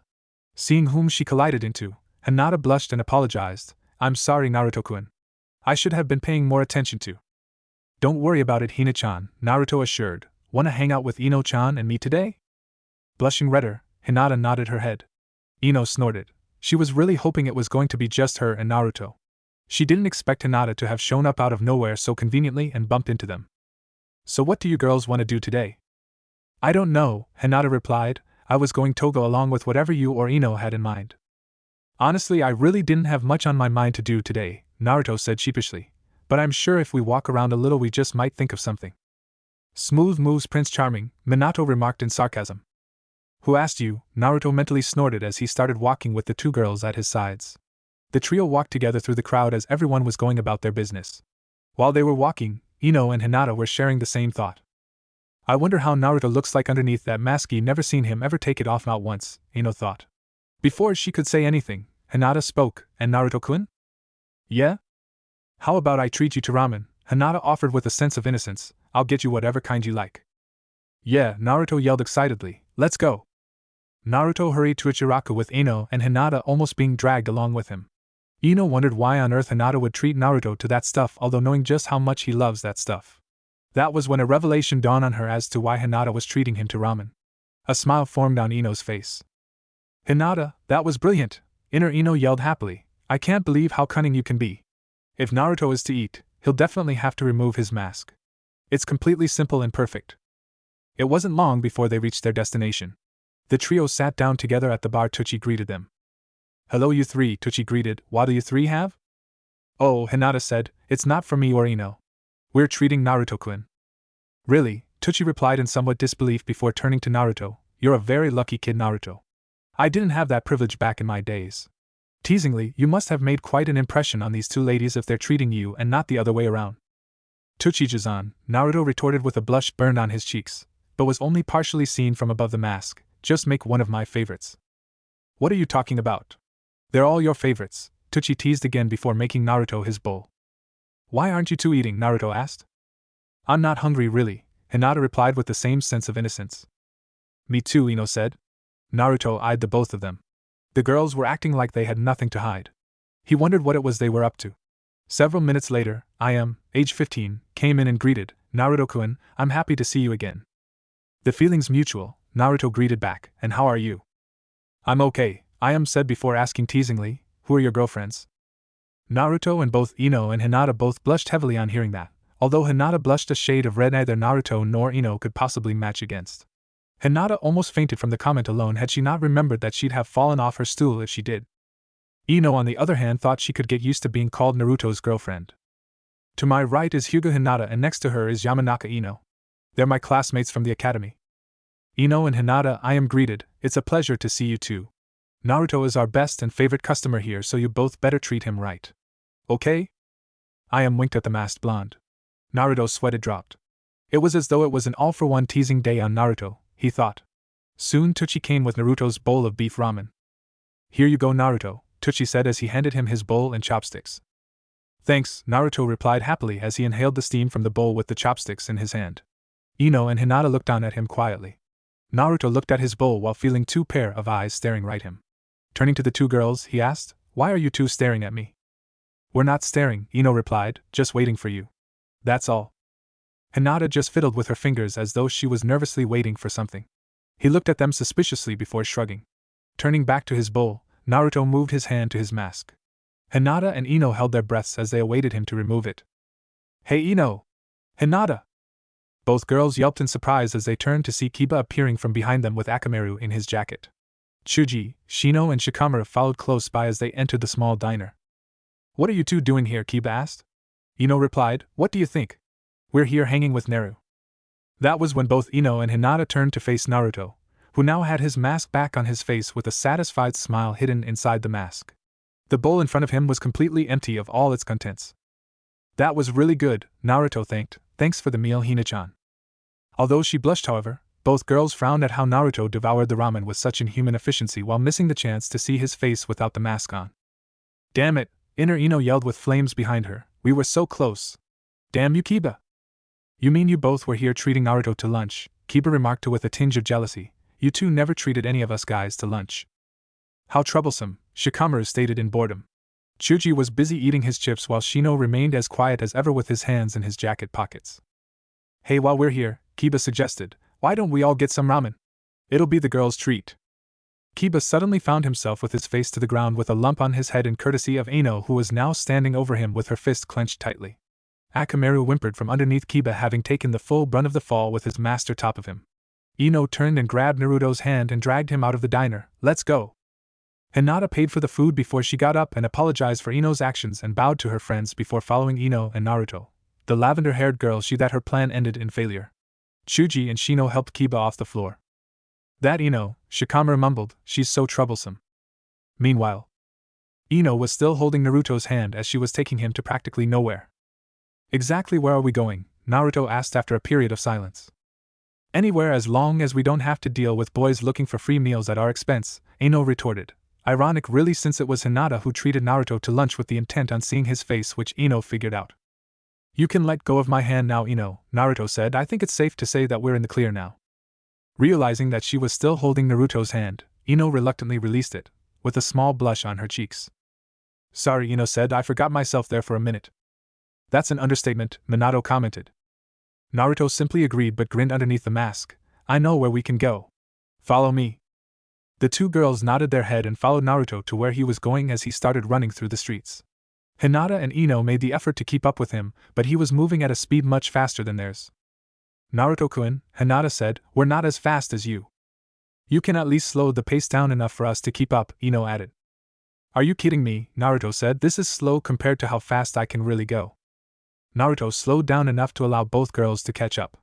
When they reached him, however, Naruto grabbed both of their hands and held onto them tightly as he ran faster, with them being made to keep up with his speed. "Naruto!" Ino yelled, a cry that fell on deaf ears as Naruto simply laughed. In spite of this, Hinata just blushed crimson on the fact that Naruto was actually holding her hand. A while later, Naruto, Ino and Hinata found themselves at one of the training grounds. No one else was there besides them. Both girls were taking in large gasps of air, almost as though they were deprived of oxygen. "Come on," Naruto teased, "how do you both hope to become great kunoichis if you're complaining about being out of breath already?"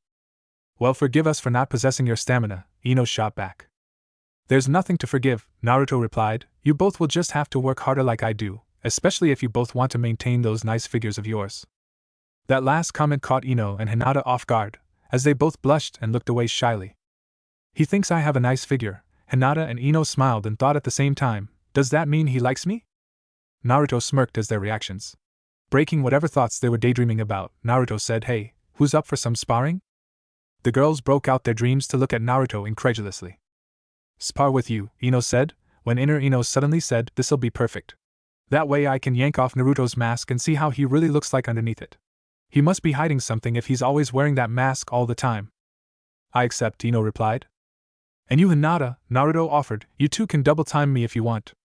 "He's making this too easy," Inner Ino shouted happily as though victory would be quick and sure. "Are you sure, Naruto-kun?" Hinata asked. Naruto replied, "Trust me, your hits couldn't possibly be anywhere near as hard as Ka-chan's." "Oh yeah," Ino shouted, "we'll see about that." And with that, Naruto took a fighting stance as the girls did likewise. Hinata activated her Byakugan and assumed the Hyuga fighting stance. Naruto eyed both females cautiously, as they all wondered who was going to begin the spar. "Any time now," Naruto invited, "I don't have all day. So you either come at me or..." Naruto didn't finish his speech when he suddenly dashed at the girls who were caught off guard by his actions. He did a palm strike to their chests, sending them flying backwards off the ground momentarily before they landed down on the ground in a thud. "I'll come at you," Naruto said with a grin on his covered face. The girls soon got up from off the ground. Ino saw that parts of her clothes and hair now had dirt and bit on grass on them, as did Hinata. "You're gonna regret that," Ino declared as she and Hinata readied themselves to attack. "Come make me, girlfriends," Naruto taunted while doing a hand gesture inviting her to come at him. Ino and Hinata charged at Naruto at full throttle, throwing as many punches as they could at him. Naruto simply dodged and evaded every last one of them as though he was taking a walk through the beach. During this process, Ino made several attempts to grab and pull off his mask, but he was too fast for her to make contact. He jumped away from them, but Hinata followed in hot pursuit. Stopping, Naruto charged at Hinata and threw fast punches, kicks and palm strikes at her. Hinata dodged, blocked, ducked, and evaded his attacks as they came, and she threw punches and kicks of her own. Ino soon came and rejoined Hinata in battling with Naruto. If one was looking carefully, you think Naruto was dancing ballet with both girls at the same time, seeing how fluid and swift his movements were.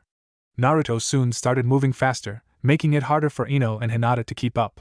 Sudden as Ino and Hinata charged as him, he dashed past them at a speed their eyes couldn't see.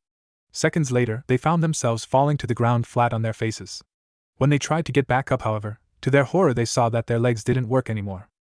My legs," Ino cried as she tried to push herself off the ground, "I can't feel my legs." Hinata was in shock at what just befell them.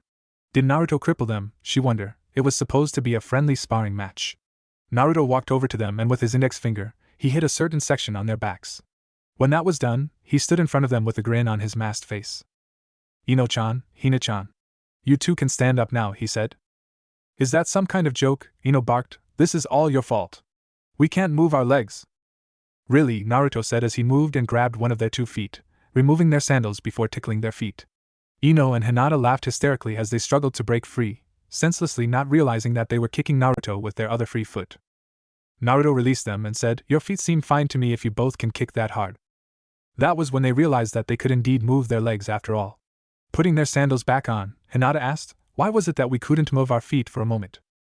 "Pressure point," Naruto answered. "I hit one of your pressure points, cutting off your brain sensory to your legs, thus momentarily laming you both. After I unlocked it when I hit your backs a second time, were you two able to stand and walk again?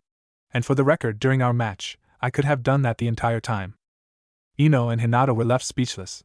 Exactly how advanced a fighter and shinobi was Naruto if he was capable of something like this? This only served to induce Ino and Hinata to learn more the blonde braided ponytail shinobi.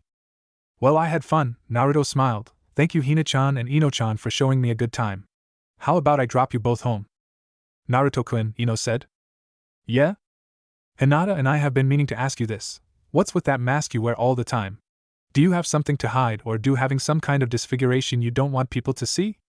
"You two want to see what's under my mask," Naruto said. "If that's the case, all you had to do was just ask." Hinata and Ino looked at him stupefied, as though they were thrown into a loop. "That's it," Inner Ino exclaimed. "That was all we had to do. You two want to see underneath this mask?" The 2 females nodded eagerly. "Alright then," Naruto sighed as he moved his hand to his mask. Ino and Hinata pictured several variations of how Naruto would look like based on their own ideas of what makes a guy look really cute. Upon reaching his mask, Naruto pulled it down to reveal another mask. Ino shouted in disbelief before her and Hinata went into a daze and fell backwards. Naruto chuckled to himself as he went over and picked up both girls, carrying each of them over his shoulders as he walked off with them back to the village. Too bad they didn't ask to see underneath the second mask, Naruto thought with a smile. They'd have seen my face that time. Oh well. An hour later, Naruto was standing on top of the roof of one of the buildings. Both girls were still knocked out. He gently set Hinata and Ino down before picked Ino up again, carrying her bridal style this time as he hurried made his way to her house. After dropping her off to her father Inoichi and explaining what happened, Inoichi took and carried his daughter to her bedroom after giving his goodbyes to Naruto. With that task done, Naruto then hurried back to Hinata. Reaching her, he lifted and carried her bridal style and hurried to the Hyuga compound. 30 minutes later. Ino opened her eyes and found herself back in her bedroom. She sat up and asked aloud, "What happened? I don't remember coming back here." A minute later, the door to her room opened. She turned and saw her father entering the room. "Ino, you're awake," Inoichi smiled. "Naruto carried you back all the way home. He said that you and Hinata wore yourselves out to exhaustion while sparring with him. The boy must have some stamina to be able to go toe-on-toe with you two girls and then carry you both all the way home after you and Hinata passed out. From what he told me, both you and Hinata made quite a team, giving him a good fight. He said that you girls should spar with him again sometime." Ino knew why she and Hinata passed out, and was surprised that Naruto covered for both her and Hinata. She couldn't imagine the embarrassment she'd have experienced were Naruto to tell her father what really happened, although most of what Naruto said was true. For Inoichi, his only regret was that he didn't have his camera with him upon seeing his sleeping daughter being carried home by Naruto. He'd have never let her hear the end of it. Meanwhile, Hinata had already woken her room, surprise in her expression. She wondered how she got back as she got up and left the room only to see Niji, age 12, making his way toward her room. "Hinata-sama," Niji greeted with a cold demeanor. Hinata partially fidgeted, but not like she used to. "Niji Nizan," Hinata replied back. "You finally woke up," Niji said. "Naruto-sama carried you back here." Headed, she asked with a reddened face that held a small smile of joy. "He carried me all the way back here?" "Yes, and he dropped off Ino as well. He explained to Hayashi-sama that you and Ino were sparring with him until you and Ino wore yourselves out to the point that you both passed out. Hayashi-sama was most pleased with the details Naruto provided him with about your style of fighting." Hinata was in her own world now. Not only did Naruto carry her all the way home, but he put a good word in with her father. Had Naruto told Hayashi as to why she really passed out, she could only wonder how her father would have reacted. Still, she knew she gave Naruto a good spar, as she usually tries to do whenever they spar together. "I'll be on my way now," Niji said with same demeanor as he turned and walked off, not giving her a second look. Niji couldn't believe how Hinata had improved from the way he remembered her to be. Still, Niji believed that fate can't be changed, and that Hinata, in spite of her evident improvements, won't change at all. Elsewhere, Sasuke was walking through town with Sakura following close by. He sighed to himself that Sakura wouldn't leave him alone for once. As this was going on, they soon saw Naruto walking towards them from the opposite direction. "Hey Sakura!" Sasuke, Naruto greeted. "Hey Naruto," Sakura greeted back. "Where are you coming from?" "Just came from dropping Ino and Hinata off at their homes after spending the day sparring with them," Naruto answered. "Those two were relentless." Sasuke snorted. "At least those two girls know how to spend their time, rather than wasting it being flirts like some annoying pink-haired fangirl I know of." Sakura made a mental note to get all of the details from Ino about what happened. It was definitely something she had to get the latest info on. "Well, I have to be going," Naruto said. "Ka-chan and Shizunichan said they'll be home around this time. See ya." With that, Naruto continued on his way home, leaving Sasuke and Sakura.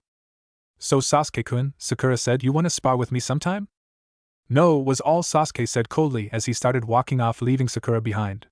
Dejected, Sakura's head slumped as she wondered why Sasuke was always so cold towards her. "I sometimes wish Sasuke-kun could be more like Naruto," Sakura thought.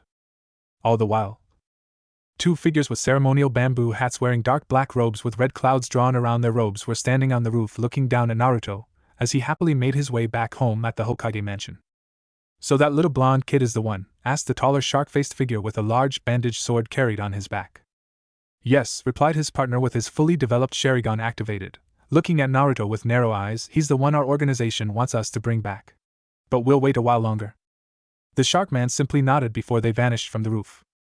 What if Naruto was married Ino and Hinata? And thanks for watching my video till the end. If you enjoy this content, then do consider subscribing to my channel, and leave a like if you guys need the next part. Comment down, and thanks for watching the video, and see you guys in the next video.